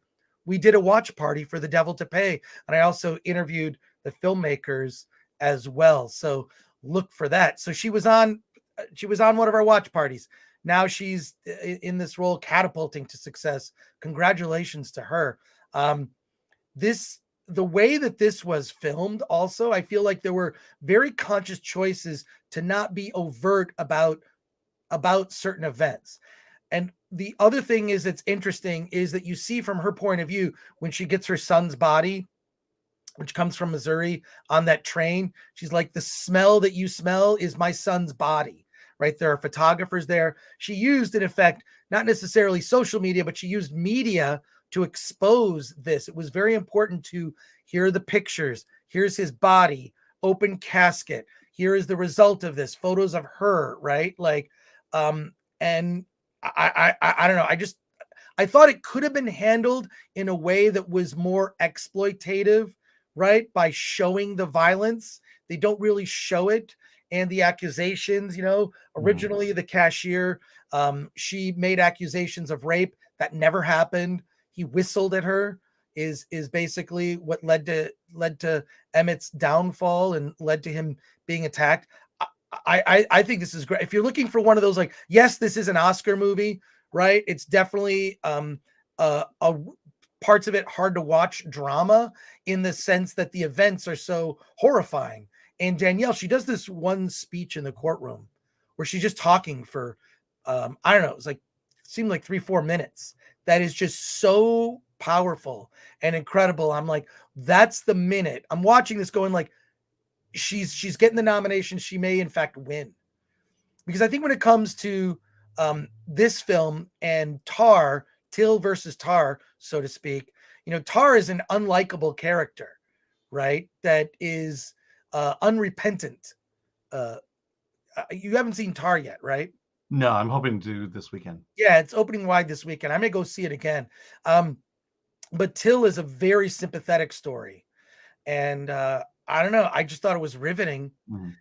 And it's amazing. You're right. You pointed out this has never been made into a film. And I'm surprised because I knew the story of Emmett Till. Like this tragic, and the I don't know. I mean, look, the facts are out there, but you'll find out at the end. Like, it's shocking how this all turned out. So, like, the first half is the sort of like leading to the tragic events. The last half is the trial, and the sort of, and it's also a trial that was kind of played out in front of the, as a national news story in front of the American public. So. Yeah. I mean, I think that's the big point of the movie, is that the length she went to have to do this, because she knew he wasn't going to get, or she knew that they weren't going to prosecute this fairly, and so she had to bring national attention to it, and that's a lot of what this story is about. I also will say that one moment that stuck out to me was when the NAACP came in and basically they said, okay, we're going to help you find justice. And then the guy basically alludes to, but we kind of need something in return, you know, that you know, they kind of, you know, you get the sense that they want to use his death, Emmett Till's death, to push some to get some political clout for the NAACP.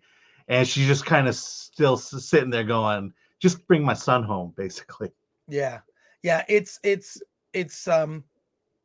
I don't know. It's one of those things where when I saw the movie, first of all, I was like reluctant to see it because I had heard mixed from a friend of mine whose opinions I can take or leave sometimes. And it was much better than I expected it to be. It's also a good break from, I can only handle so much horror and over the top superhero stuff. Like, it's nice to get like, this is, based on horrific, tragic events that changed America. And as you pointed out, surprised this was never made into a major feature film. Let's go to your comments here. I'm going to start from the bottom. Doc Savage, I'm sure it's a good movie, but the racism focused movies are so played out. I don't care and probably won't see it without a gun to my head. But this isn't like a lot of ones that seem like they're pushing an agenda. This doesn't seem so much like that as to tell the story that a good portion of the American public probably doesn't know. Yeah. So did you feel it was kind of like preachy? I mean, at the end, honestly, we do honestly, the reason I brought up the fact that this movie had never been told before. I mean, it's been told in short stories, it's been short films, and in other ways, but never as a major feature length motion picture.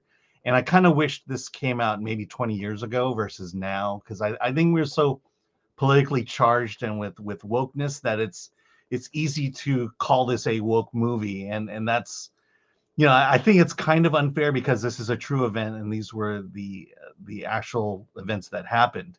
I will say, if there is anything woke in it, the NAACP says, hey, we need support for this anti-lynching act. And then it calls out the fact that Biden had signed the Emmett Till Anti-Lynching Act a year ago. Right. And I'm like, wow, that's really, I mean, this, if there was, this is the political moment at that time.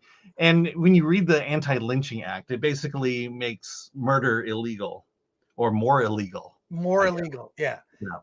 It's kind of unnecessary. And yeah, it's virtue signaling. It's they, how can you vote against this? Right. We don't support lynching and we don't support murder or insult, but it just felt like it was for show. This having to sign the Anti-Lynching Act felt like more of a show than to do anything regarding actual justice. Glanuccio, could you make sure to clip that thing where Alan says we don't support lynching, but just focus it on Alan? We gotta get just Alan saying, we don't support. Yes, lynching. I think the official Film Threat statement. That's the official stand. We don't support. But look, look. There's a time and a place that you can't to me, I look at blockbusters like In and Out or fast food. It's like I really and I like it, right? Like fast food can be good, have a time and its place. You don't want to eat it for every meal. And that this is a movie that has more substance to it. And of this type of movie, it's incredibly well done. And Danielle Deadwyler, she is, she is now a star. She is now a player. And having her come from small indie movies into this role, it's admirable. She is, and I'm rooting for her. So look, and I agree with you, Doc Savage, but this is a really good movie based on a story that you said you were surprised it wasn't, hasn't been told up to now. Mark Clement goes on to say, Oscar checklist. I hear you, but these Oscar movies can be good. It's a good change, right? We need not everything has to be, sci-fi fantasy horror or big tentpole spectacle. Okay. And Dark Sith 87 became a YouTube member. Thank you for that. Sporticus Live. Did they show his face in the casket? Biggest question. Yes. Yeah. It's horrifying. Yeah. But what they don't do, here's the other thing. They don't show what happened to him. Meaning they don't show the act, right, Alan? Yeah, you hear it. You hear the beginnings of it. But you don't see it because I think that's gratuitous. It's gratuitous. And I thought that was a really good choice. Some other members, well, why aren't we going to see it? It's like, no. You don't want to see it. You're going to see the results after. And this is more the point of view of the mother than Emmett, right? I mean, he's, but this is the mother's story for the most part. Yeah, it's the mother's story. You rebar me. I feel like Alan is pressing a revolver to my template right now. Alan, stop it. Alan, stop it. Solomon Thornton, yeah, in real life, because Emmett was accused of catcalling a white woman, and years later, the white woman said it was a lie. Yeah. I took my daughter to see this movie. What did she think? Yeah, she hates white people now. She does? No, I mean, she's just very angry just at the results of it. And I go, well, this is what America was like in the 50s. And I have to keep reminding her, regardless of what your friends tell you, I would much rather live now in America than back then. Brock Samsonite asked, does it fall into the white savior category at all? No. After a decade of being told how racist I am, I just don't care anymore. And this film falls flat. They did this to themselves. They just don't care about this anymore. We just don't care about this anymore. Who knows when they started making this movie? Who knows how long it was in development? Probably before recent sort of political divisive events. It's just a very good, it's a story that needs to be told, and it's told very well. I feel like the director did an exceptional job by making certain choices for this film. So I get how you could feel that way, Bad Adam 12, but still, I'm telling you that it's a worthwhile movie. Look, I didn't want to go see this movie specifically for how you feel. I'm like, this is gonna. But then I saw Danielle Deadweiler was in it, and she did our watch party, which I thought was cool that she would do that. And then, I don't know. It's just like I'd heard the story of Emmett Till, and I wanted to see how it was portrayed in this film.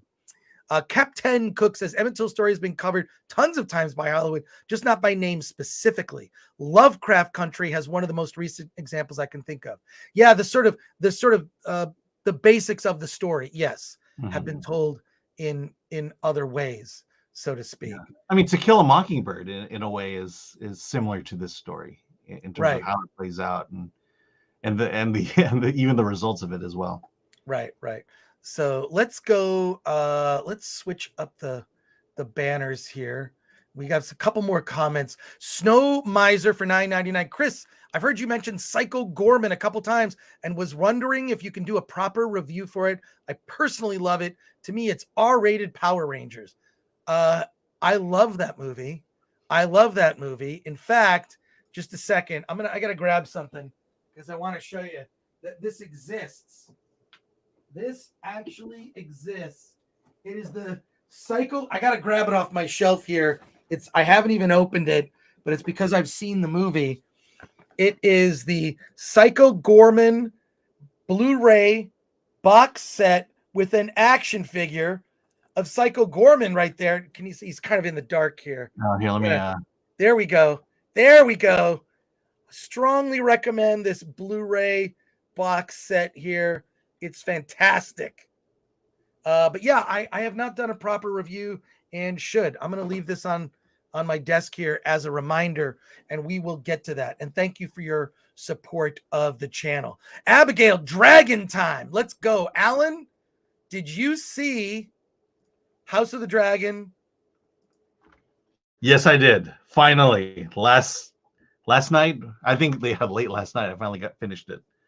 Well, first of all, before we talk about the final episode, I think we just need to talk about this show is a pleasant surprise. I was not looking forward to this at all. Didn't really care after, Game of Thrones season 8. I was like, okay, that's over. Right. I think that Game of Thrones was very ambitious. What I love about this show, it stands in contrast also to Lord of the Rings of Power, which was a colossal failure, and House of the Dragon soars, so to speak. That's a dumb critic thing that people say, but now I just said it so you can quote me on it. But what I loved about this season was, for some of the reasons some people didn't like this, I really like the fact that every episode, every line, every scene matters. There isn't a wasted piece of dialogue. There's not a wasted moment. Everything ties in and pays off. And the way that you see the story unfold and set up to what is going to be the division, these two houses battling now with dragons, which is just, we got glimpses of in the season finale. Incredible. The time jumps, I actually like the time jumps, except I have one note. There's a major time jump in the middle of the season, right? It's like right in the middle of the season. Are you talking the cast change time jump? The cast change. What they should have done was they should have had a mid-season break, 5 episodes, maybe a couple months, 2-3 months, maybe a month, whatever, and then another 5 episodes. That way we could have gone back, you rewatch, you kind of get pumped up, then you do the second half. I feel like it could have. Yeah, I disagree, because if they did that, then all we would have is Rings of Power to watch at that point. Well, yes, I think that contributed to the decision to not do that, but it would have actually served. That way the time jumps wouldn't have seemed so jarring. They wouldn't have seemed so jarring. But I love the show. The final episode, is just, I don't know. Alan, can you speak and give your thoughts about? Yeah, the final episode for me was exactly what the final episode needs to do. It needs to get you excited about the next season. It needs to get you anticipating the long wait you're gonna go on before season 2 comes out, and it did it, and it did it in a way that I did not expect, and now I'm really pumped for the second season. Are we spoiling or? But I'll just say the big dragon battle at the end just had so much weight behind it, and when you realize what's going on with that battle and how it ends, you're going like, oh crap, And you see this regret with Eamon, right? Yeah, absolutely. That's the best part of that whole thing. His reaction is he was really almost like a kid, like he's like, trying to tease and whatever, and just like they would when he was a kid, and there's really no consequences. Now the real consequences of war.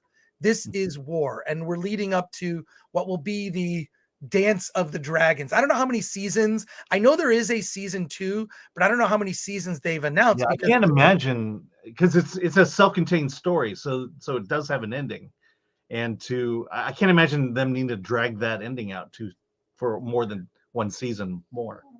Right. Well, it's going to lead directly to the fall of House Targaryen and there being no dragons, right? Like in the end, basically, this is not a spoiler, because if you watch Game of Thrones, everybody in the show is going to die at some point. Will we see it on screen? I don't know. But, the way Game of Thrones begins is House Targaryen is dead, basically, right? I mean, it's a dead house, and everybody's happy that's the case. So I don't know how close they're going to come to the beginning of the events of Game of Thrones. But what I do like about this is the focusing on primarily the one house, the House Targaryen divided, so to speak. And I like that. I like that. I feel like Game of Thrones, there were so many characters and storylines and B stories that it was hard to keep up, especially when some of those storylines dropped for episodes. And it was just, look, it was ambitious. What I like with this is it's more self-contained. It's the one house, and of course, other alliances and whatnot. And I can't wait to get to season 2.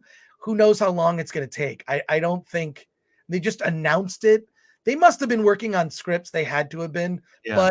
But man, I mean, this is what I like about this is that, like, have we even seen anything like this in fantasy with we've seen movies with dragons. Dragon Slayer, I saw that was during the Krull era.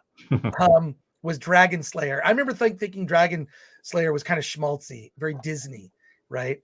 But and then the other thing that House of the Dragon does, I mean, is it has characters who happen to be gay, but it's not about their gayness, right? Like it's a, you know what? And it's a diverse cast, but they're not like pointing it out, right? It just happens to be.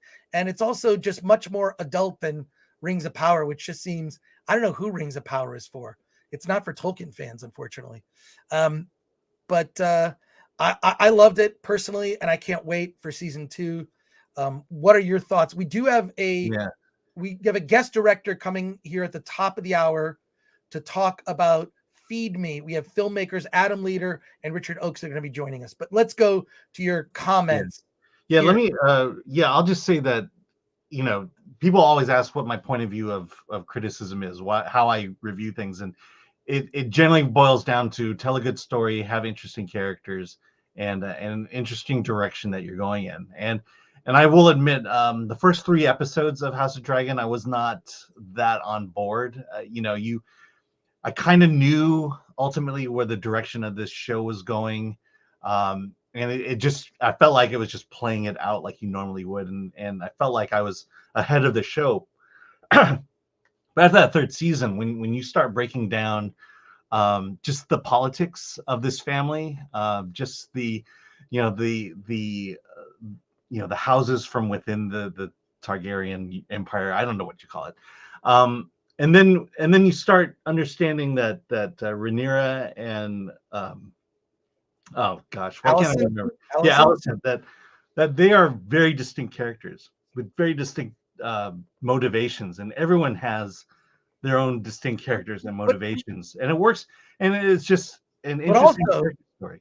But also, they are being played. Alicent is being played by people around her, and the same with Rhaenyra. Like, they're all being played by people around them. They're pushing them a certain direction.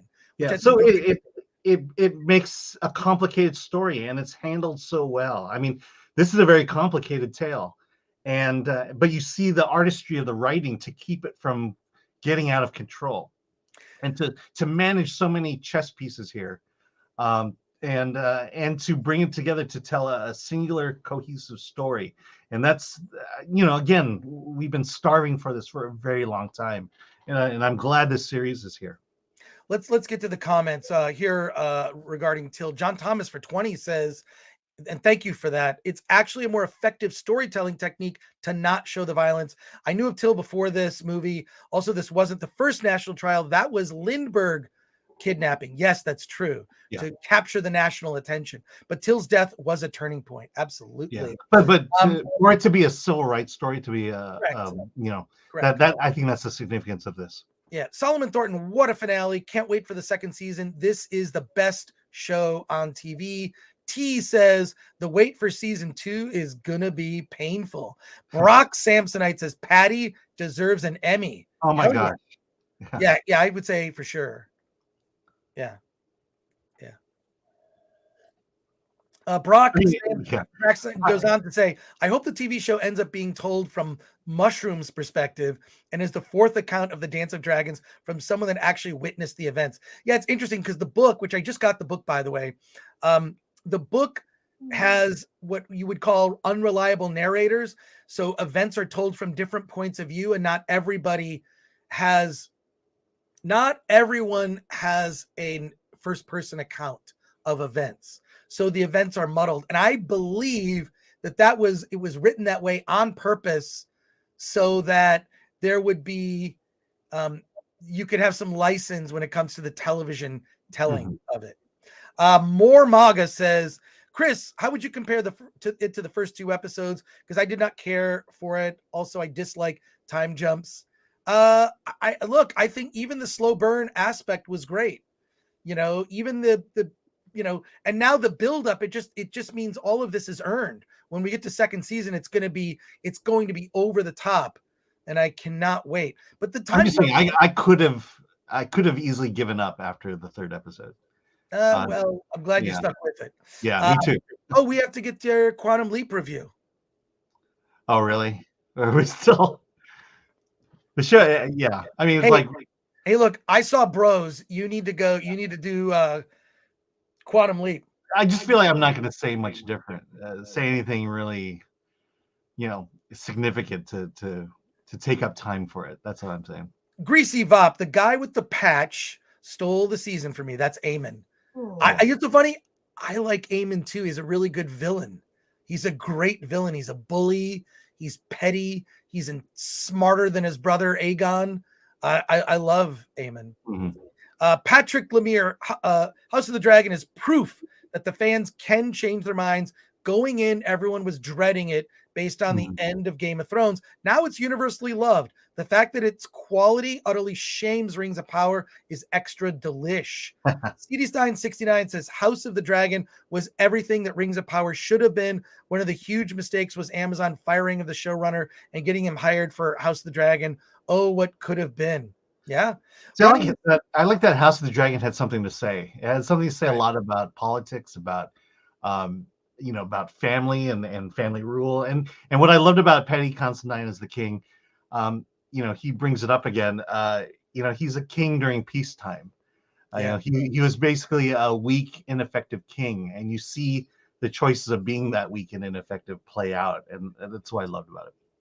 Running with Scissors, that final shot of Emma D'Arcy's face was perfect. Yes, I agree. When she turns around from the fire, oh my God. That was awesome. Captain Cook, there's some wokeness that hurt the last 2 episodes, but I still give House of the Dragon an 8 out of 10. Great writing, pacing, acting, awesome set, and sound design, good FX. CD9 69 heard filming starts in February for season 2. So they'll be ahead of the game. Captain Cook, as one of those book purists, I'd say House of the Dragon is a pretty good as an adaptation.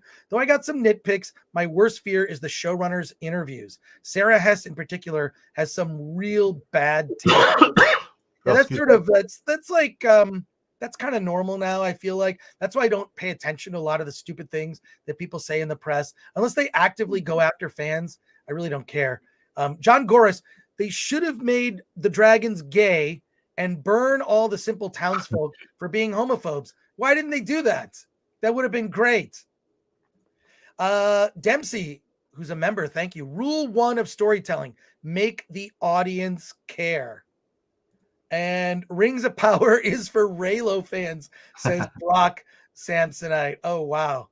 There you go. So, yeah, really great comments here. Let's switch gears. It is the top of the hour. You know, we like to save for the end of the show. We like to save for you our, wait for it, Alan.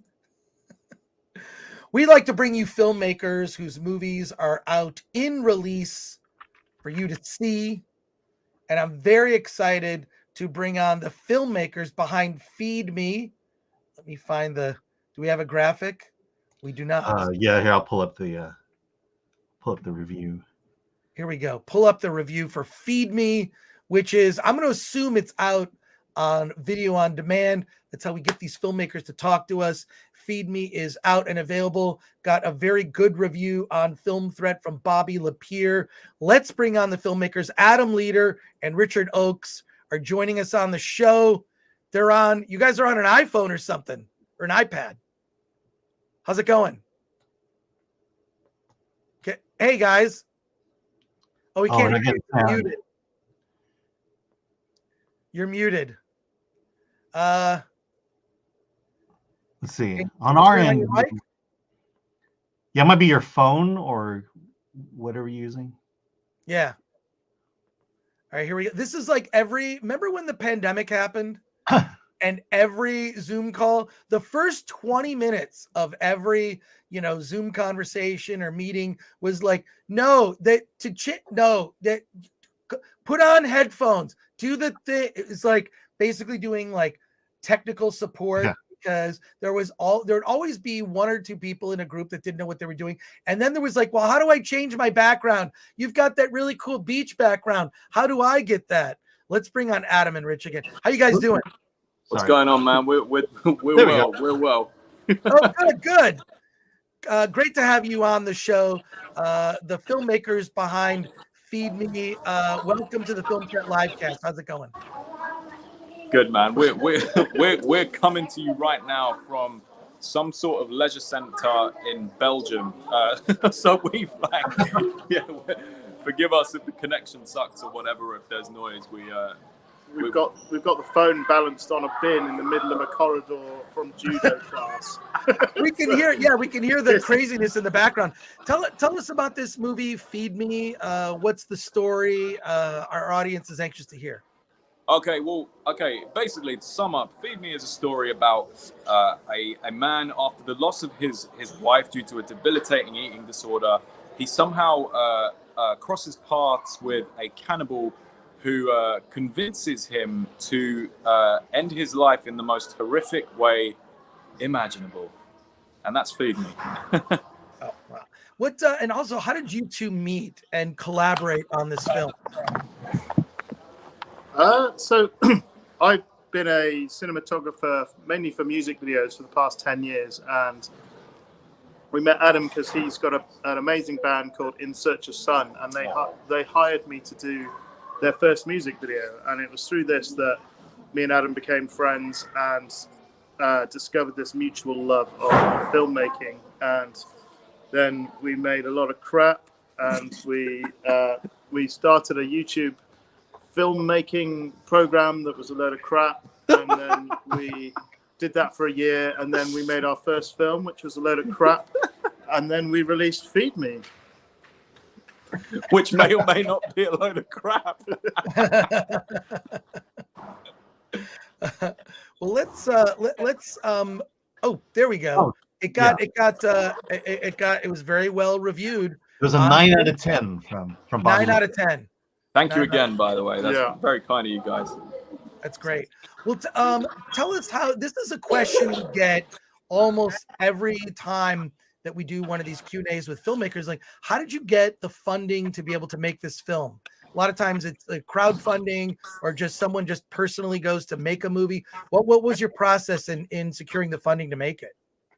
Well, with our first movie, it was like, as Rich mentioned, we started off with a YouTube channel, and that was all we had. So the way we did our first movie was, I guess, through crowd investment.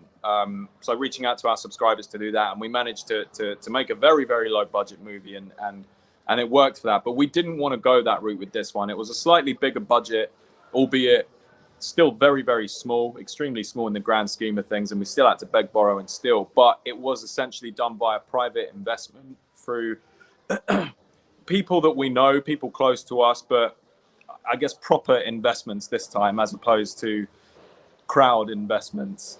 So I guess we've gone one step up in the in the ladder and done it properly, I guess, is what I'm trying to get across. We've done it properly this time. So how exactly do you sell a cannibal story to investors? Well, lots of concoctions, and it's I think it was more the success of the first one that we were so grateful and lucky to have, that I guess proved to those people that we as a duo are a worthwhile investment.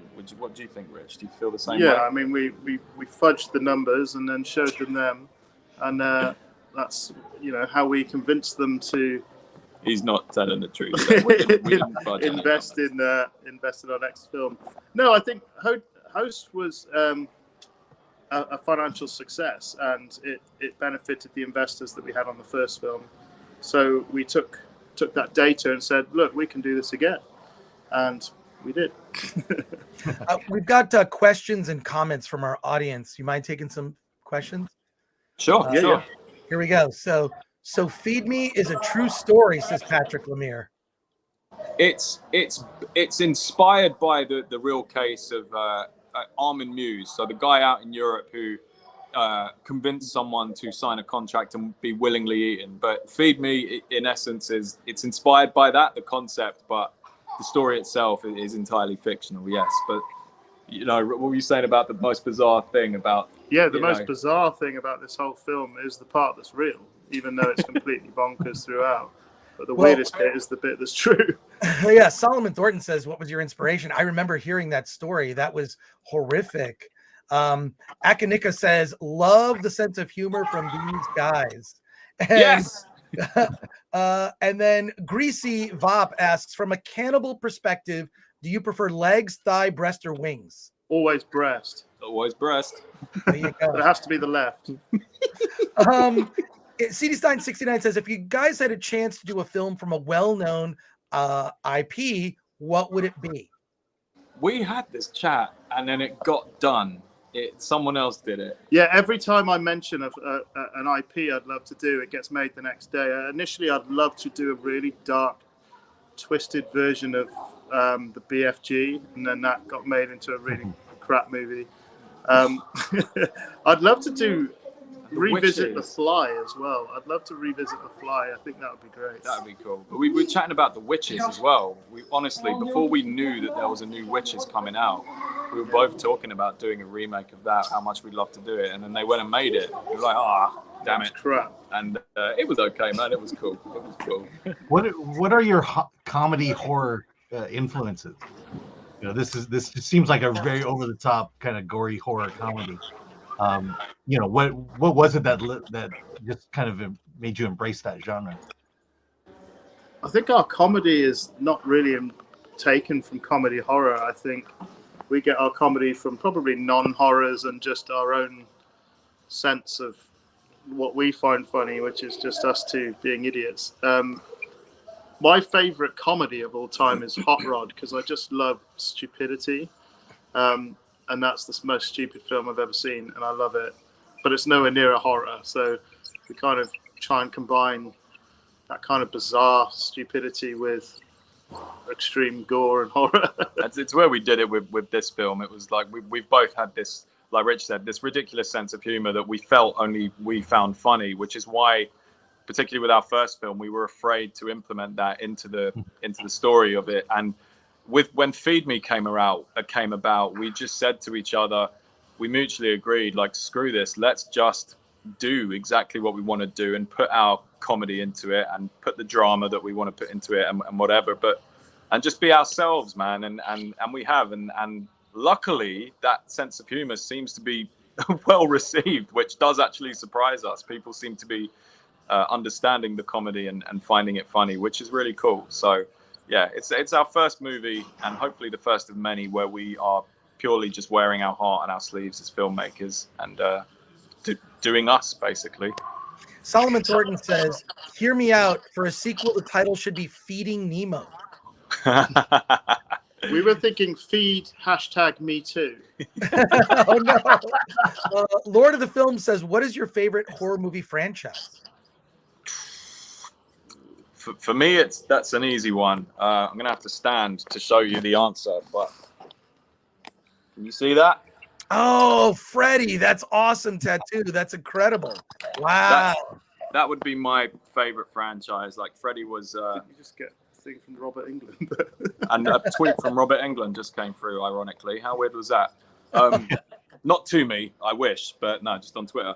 That was the first movie I ever saw, was the original Nightmare on Elm Street. I was about 8 years old and just fell in love straight away, and then my obsession with horror begun. I don't know what my favorite franchise would be. I don't know. I used to like classic creature features, but most of them always go really bad. So you got into the Halloweens though. Actually, no, I like the Halloween series. I like the Tremors series, but it went bad real quick. Johnny Fuerte says, these are fantastic guests, great energy, they should be regulars. Oh, Johnny, we love you, man. Dempsey says, are you still with that band that you brought up earlier? If so, can we hear some of your band's music? Oh, yes. Oh, that really yeah, absolutely. We're called In Search of Sun, not baby sun as in sun in the sky. In Search of Sun. We're on Spotify, we're on YouTube. I've got a bunch of music videos, and we actually did the end credits song to Feed Me, and the music video for that is, well, you'll be the first to know, actually, because the announcement isn't coming out till tomorrow. It comes out on the 31st of October, the official music video for the end credits song to Feed Me. So subscribe to In Search of Sun on YouTube. And thank you, by the way. That comment really touched me, man. Thank you. Well, we'll put a link in the description for this video. Dempsey asks, how important is the music score for your film? I'm going to assume very important. Yeah, massively important. You'd be surprised, like, when you're editing a film, how empty and terrible it seems, and how bad a job you think you're doing when you're editing. until that score gets dropped on, and it just ties everything together. It gives all the atmosphere that you thought it was lacking, and it's actually really hard to edit without the score there, because you don't know how long to hold on a shot that needs tension, because there's no tension there because the music's adding a lot of it. So it's integral, and it can be quite hard to kind of find the right balance before the score's put in. And Greasy Vop has a good final question here. Where can we see this?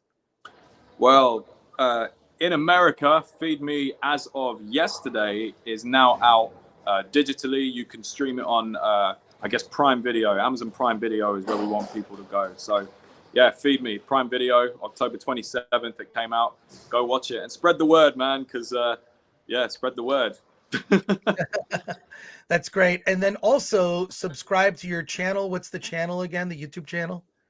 It's called Dark Fable Media. We're not that operational on it anymore. We used to do a lot more, but you can check out all our old silly filmmaking videos.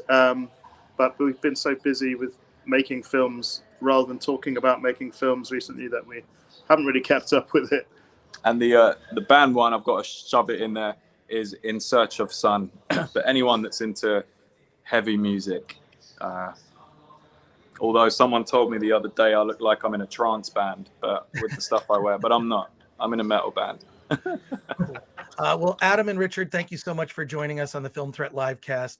Have a great rest of your day, and enjoy Belgium. Thank you. Thank you so much, guys. Take care. All right, take care. Thanks again. Later. What the hell? That's awesome. Dempsey I am so says, interested in seeing this movie now. Dempsey says, I just subscribed to In Search of Sun. Okay, that's great.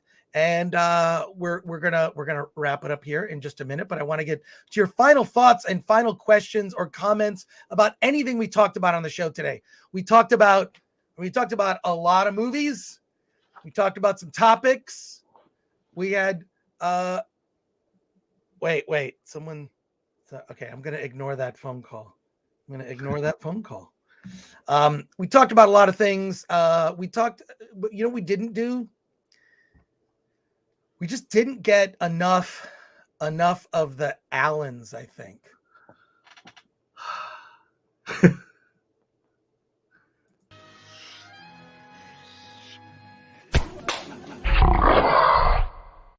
Okay, Alan, would you like do you have anything that you would like to discuss?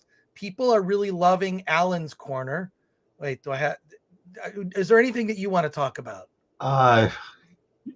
Also,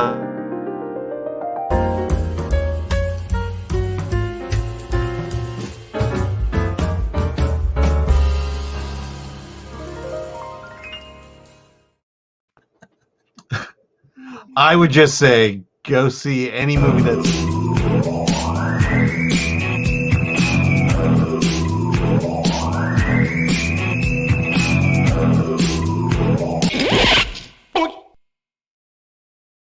Now, first of all, I don't know how everyone else feels. I never get tired of that video. I could watch it on a loop, but are there any classic topless scenes or even maybe full frontal? See, if I reveal my favorite topless scenes, they're just going to become memes. You're just going to ruin those even more. I'm trying to think if there are other sort of iconic scenes of nudity where your face could be put somewhere on the video. Like, we'll take suggestions in the chat. We'll take your suggestions, whatever you think, and Glanuccio will jump right on it. He's going to jump right on it. We're going to do that. But look, I just want to say thank you to. Wait, no, we have a couple more comments here. Let me get to your comments. So let's do that. John Thomas for 10. I didn't watch the new Martin show. He abandoned the original series. I read the books, never watched much of the show, but I walk away if an author does.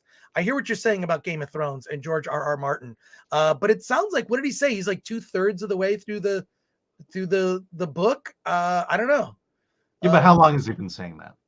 Right. Okay. Here's some good. Dempsey says that was a fun. Thank you for the 10, John Thomas. Dempsey says that was a fun interview. Do we get a preview or trailer for the next Versus livecast? Will that series air on every Monday? When is Glanuccio coming back on? we're going to definitely do a holiday one, and we're basically just going to review we're going to sort of take the best out of it. We're going to talk about the weirdest Christmas movies ever. I'll give you a tease of what mine is. There's a movie it's not out yet, but I've seen it's called Christmas Karen. So we're going to dig up not the best Christmas movie, the weirdest Christmas movies, and argue for which is the weirdest and what you'll go see. So there you go. Mine is the Mel Gibson Christmas movie. That one is good as well. I interviewed the directors. Yeah. Twisted Man says, how can we get Chris in the position that is equivalent to Siskel and or Ebert in regard to him being one of the most respected voices in film reviews? Well, I'll say this, it's never going to happen. I'm kind of, when it comes to mainstream Hollywood, I would consider myself to be something of a pariah. I'm just being honest assessment. I've been doing this for 30 years, more than 30 years, and people kind of begrudgingly go, oh yeah, that Film Threat guy. I'll always be that Film Threat guy. So yeah, but other than Leonard Maltin, who is that critic that other people go to, respect, and talk about? I don't know that it's me. I mean, also I do other things, right? Like I talk about nerd stuff, I make films, I do, other kinds of, I've sort of have a kind of diversified career. And film reviewing, I love to do. I love to talk about film, but it's my point is, who's taken the mantle of Siskel and Ebert? I don't think there is a critic that people talk about at a national level or talk about, like they did Siskel and Ebert back in the day. Well, I think that it's more, you kind of have your favorites, right? And I think YouTube has definitely changed the land. Here we go. We have some suggestions. Wait, okay, Glanuccio, we got to pay attention to this. And in the chat, we want to hear your suggestions. Halle Berry topless and swordfish. Bingo. That's for sure. Yeah. That has a good reveal. Yes. From Maddock 219. A. Campbell, Total Recall, 3 Boob Allen. Matt Adam 12 says, yeah, but the Film Threat guy is the cool guy. Maybe, I don't know. I've been doing this for a long time, and I don't know. I just I don't know how I feel about that. I just been doing it, either like what I do or not. And also, my message is always don't just go see the mainstream movies. Keep a diversified media diet. Don't go only see Star Wars, Marvel, Pixar stuff, superhero stuff. Diversify your media diet. Go see Till this weekend, or go see a different film that you wouldn't have expected to go see. Just to kind of you need to see other things other than the mainstream stuff that's constantly being pushed on us. What is this, Alan, right here? Oh, that's the review. That's the review of Feed Me. You can just go to the Film Threat website. Look at, this is another good suggestion. Doc Savage, Trading Places, Jamie Lee Curtis. You know what I'm talking about. All right. That's another solid suggestion. I got to see that movie in my economics class in high school. For your economics class? Yeah, because it dealt with nature versus nurture, and there's that stock market element to it as well. Ooh, another good suggestion coming from Dempsey. Shannon Elizabeth topless in American Pie. Alan? There's this attempt to just destroy my entire youth. Alan Orkin says Chris Gore's face added to the Basic Instinct clip. Yeah, there you go. Oh no, that is not how. That has a great reveal. Well, I think if you used a particular shot in my hair, if my hair is kind of placed strategically, can you imagine it? If my hair is just like a triangle, it would be. Yeah. It would almost make sense, Alan Horkin. Almost. But thank you for that. We're gonna wrap it up. There's a couple things that I want you guys to know. Debuting on actually Monday, Glanuccio's movie The Hallway is going to be debuting. It's a short horror film that Glanuccio's been working on, and we are going to promote it on our YouTube channel. We're going to promote The Hallway and get Glanuccio some subs. He is been masterfully cranking out the thumbnails for us and producing and doing videos, and holy shit, we wouldn't be here without Glanuccio's incredible hard work. So when we're going to be posting about it on the just sort of community tab, we're going to post a link to it. So, and I'll remind people, go watch the video, give it a like, subscribe to Glanuccio's channel. That's on Monday in celebration of Halloween. And we are going to be doing more Versus shows, but it's going to be more than likely, for at least the beginning, it's going to be a monthly thing. It's going to be a monthly thing at the beginning to get things started. We still have to do Critics Court. So we'll be getting into that. Alan, any final words or anything that you'd like to say? No, just visit the Film Threat website. Filmthreat.com. No, go ahead. Our bread and butter. Filmthreat.com. Yeah, go to filmthreat.com, check it out. New reviews every day. You get like 3 to 5, sometimes more new indie film reviews. Just sort of cursor through. I'm sure, there's just, look, sometimes also it's like fun to read like the bad reviews when stuff gets dunked on. We've got a wide variety of writers, Alan, Jason Delgado, Bobby Lapierre, Lori Kikta, Norm Gidney. Michael Talbot Haynes. Yeah, and the time for tonight's watch party is 5 p.m. Pacific time. Get there in the chat. More than likely, I'll be having a beverage, an adult beverage. It's fun. And you will need to rent or buy Spirit Halloween prior to it as well. Spirit Halloween, the movie, rent it. We'll all press play at the same time, about 15 minutes in, and then we'll have a conversation while the movie is on with the cast. You can ask them questions. I will be fielding the questions and your comments. I'll do the best I can, because I'll be Glanuccio-less. I'll be English and Glanuccio-less tonight. I think because it's later. It's 8 p.m. on the East Coast, and it's a Friday night. I don't want to. It would be a little overreaching to ask Glanuccio. I'll take this one. I'll do my best. So it's going to be a lot of fun. Any other final words here, or any other final comments? What do we got? No. Wait. No, I think. Here we go. A couple quick comments before we end the stream. Shelby AC, I love searching through Roger Ebert's old 1-star reviews and reading those. So many funny ones. He also wrote a book, Roger Ebert. I met him several times. Many times actually. I met him at Cannes, the Sundance Film Festival, and he invited me.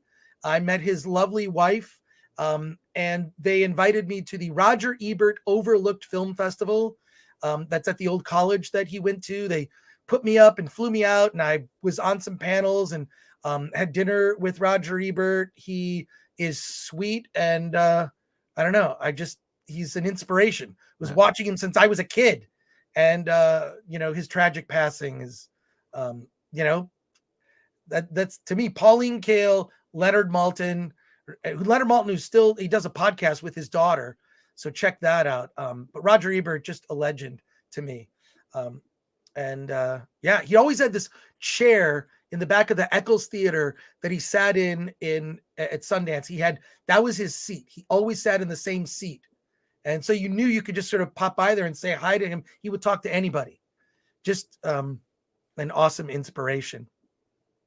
So thank you, Shelby AC. He also wrote a book, Roger Ebert. It's called I Hated This Movie, which is like a collection of some of his most negative reviews. Brock Samsonite, the Janet Jackson nip slip from the Super Bowl. Okay, that has to happen. We got to probably mix in some different music, but the nip slip, but it's Alan's face going doink. Like, oh my God. I love it.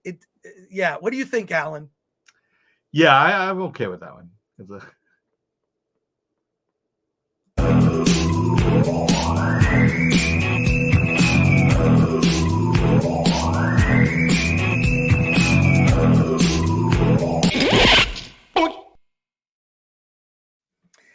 And that's it for us. Subscribe to the channel if you're not subscribed. Smash that like button. Also, follow us. We are Film Threat on everything. And also, go to shop.filmthreat.com. You can get one of our amazing Film Threat t-shirts or Film Threat merch. I got one of the, you haven't seen, this is a cinch bag with the Film Threat logo on it. I use this when I love it. I love this cinch bag. I toss it over 3PO there. There you go.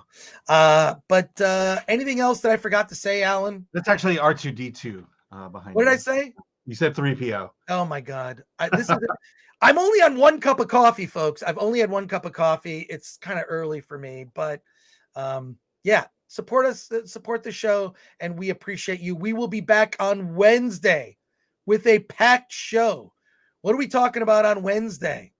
I don't know. I can talk about Kantara if you want to talk. Oh, we're going to talk about Kantara. We're also going to talk about the movie 5/25/77. It is finally getting released. We'll be interviewing the director Brandon Dermer from I'm Totally Fine. And on Friday, next Friday, a week from today, we've got Molly Elfman. That's Danny Elfman's daughter, directed a science fiction and small indie sci-fi movie called Next Exit. And we have on director Patrick Reed Johnson for the film 5/25/77. We'll be reviewing it on Wednesday. We're going to be talking about a lot. It's a pretty busy show, but we appreciate you supporting us just by watching. There's still a lot of people watching. Alan, why don't you take us out? Let's get out of here. Thanks, everybody. See you next week.